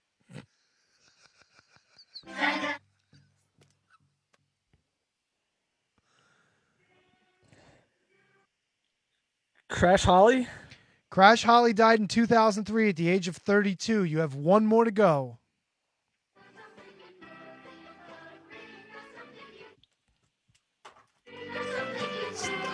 Would you lower that shit? Come on. He took his headphones out. He can't but hear you're us. annoying me. Well, we need some fucking music. We can't have fucking silence.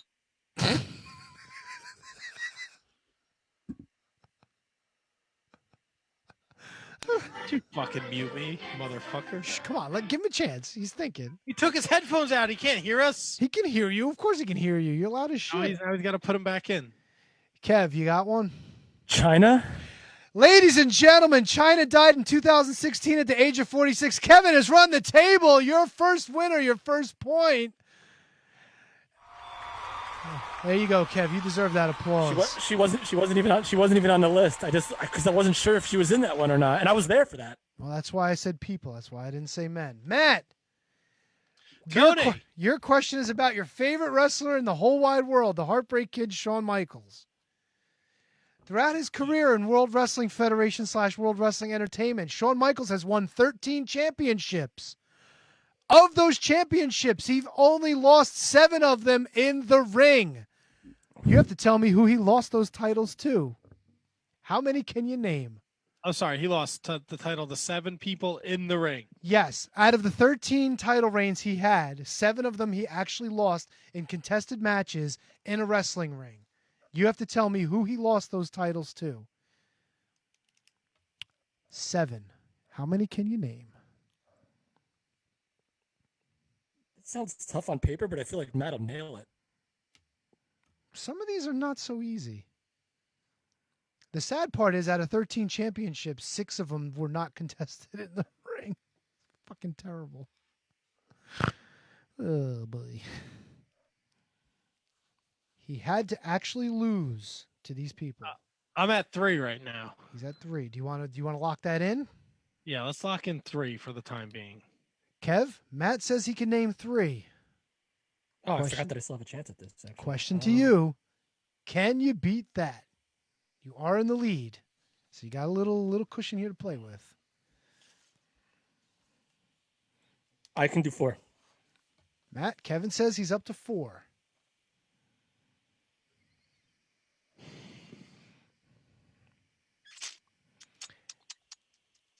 Actually, you know what? I'm going to revise real quick because in fairness, 2 of them were to the same person. So let's cut it to 6 just to be fair. I could still do 4, if that makes any sense. Okay. I would have just counted the person twice for the 7 anyway, but so we'll just cut it back to 6. I'll say 5. Kev, Matt says he's got 5. You want to try to run the table again?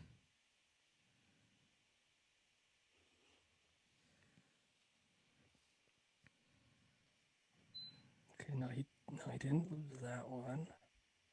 Didn't lose that one. It's got to be. Okay, all right. We're guessing who he lost, Yes, and all titles are in play. and he has to be the one that got pinned? No, just had to be on the losing end of the title match. He was champion going in. He wasn't champion coming out.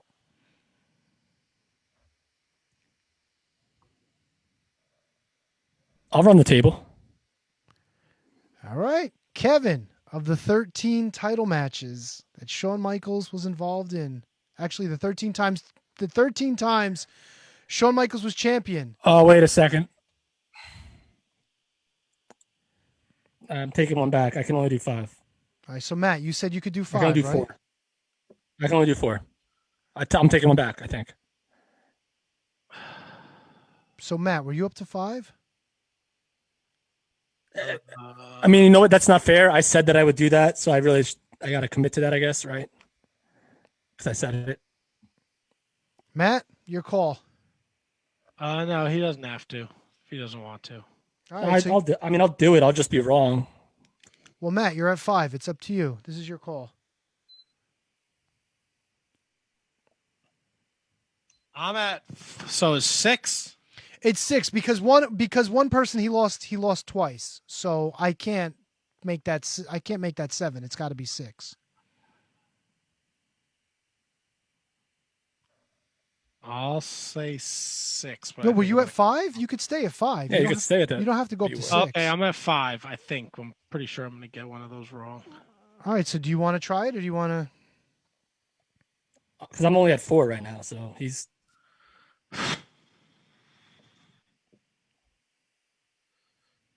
What do I have? 5? You're at you. I thought you said 5. Yeah. And I could go to 6. No, you're at 5. You're locked in at 5. Let's go 5. Let's go 5. All right.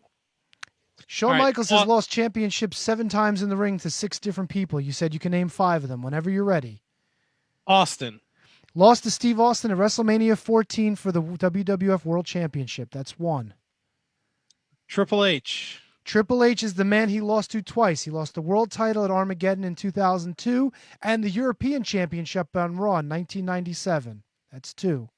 Show Miz.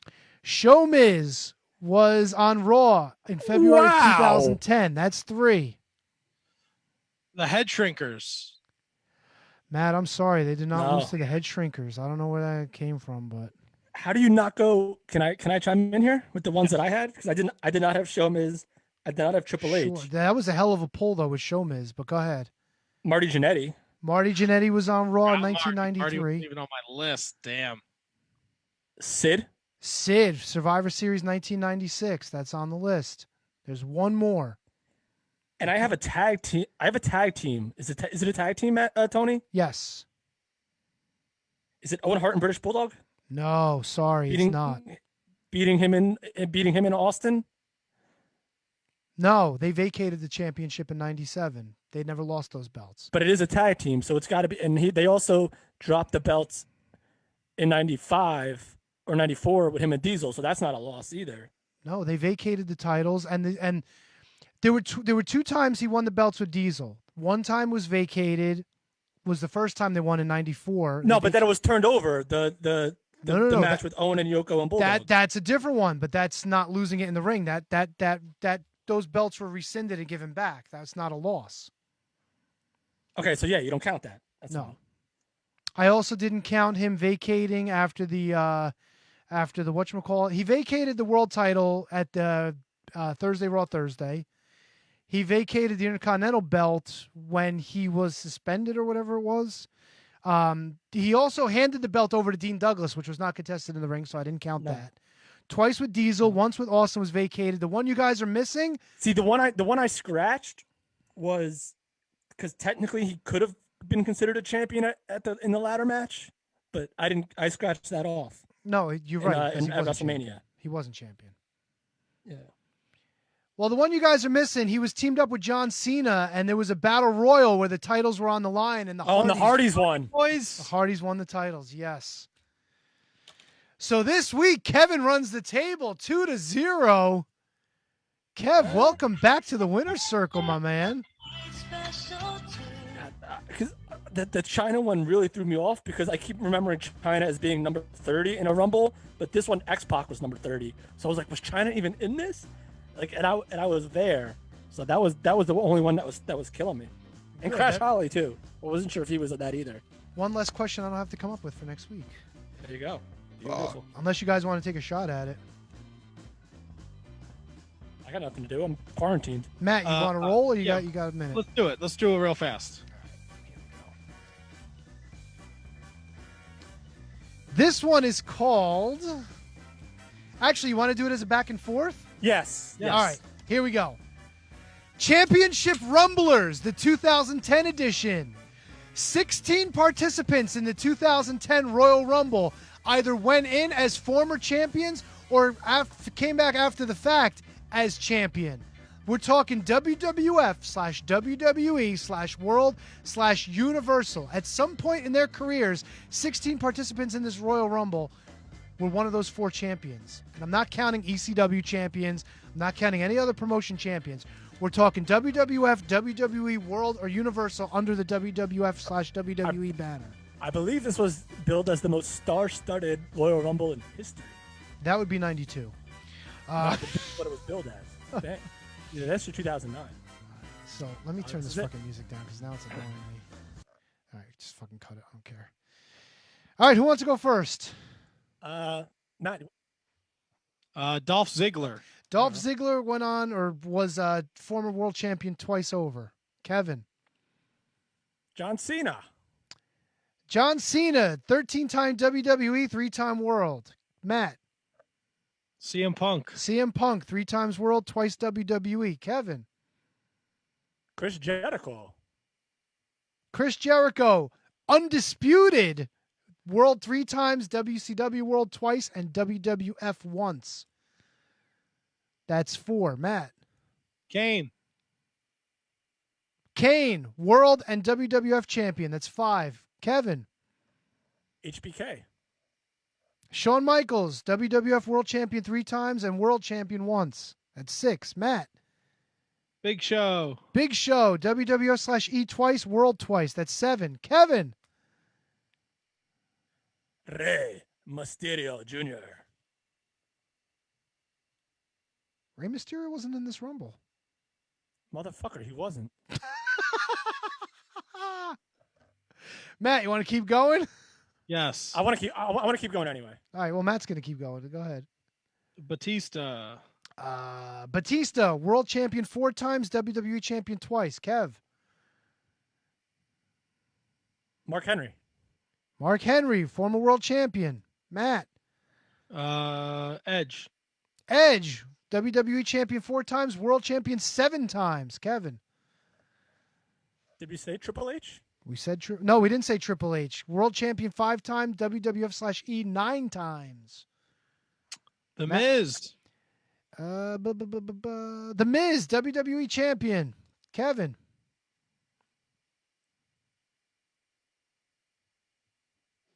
We the people. Jack Swagger. Jack Swagger, former world champion. Matt, we're down to 3 possible answers. There's only 3 left? Only 3 Kofi left. Kingston. Kofi Kingston, WWE champion. There's 2 left. Kevin. Oh, okay. So it could be since then. Yeah. Okay. All right. There's only 2 left.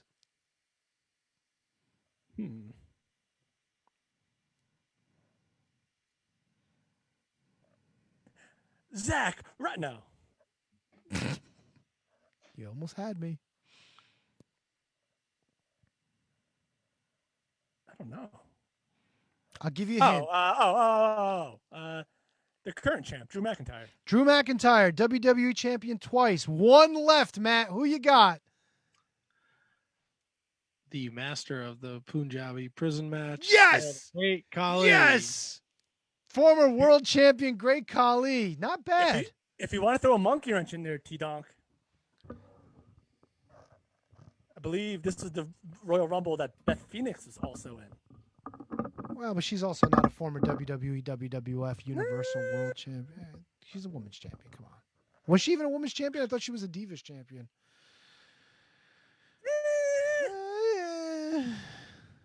All right, I'm done with games. I had enough. Are we done, Matt? Can we pull this into the I think we're station? done, buddy. I think we're done. I think we're pulling this train into the station. It's been another exciting episode of the Shining Wizards Wrestling Podcast. Special thanks to Moonshine Mantell for joining us in the 7 o'clock hour. We'll be back next week. Lindsay Snow will be joining us next week. You know her from AEW Dark. You've seen her in GCW Bloodsport. I think she actually won it this year. So she's joining us next Monday night. Please have a safe and happy holiday. Enjoy yourself. Enjoy your quarantine Christmas. Don't be a jackwagon. Wear a mask. Please just wear the mask. Look, there's Christmas is a layup. Christmas, there's football game on. Stay home. Fucking don't get out of your pajamas. Enjoy the day off. Watch football.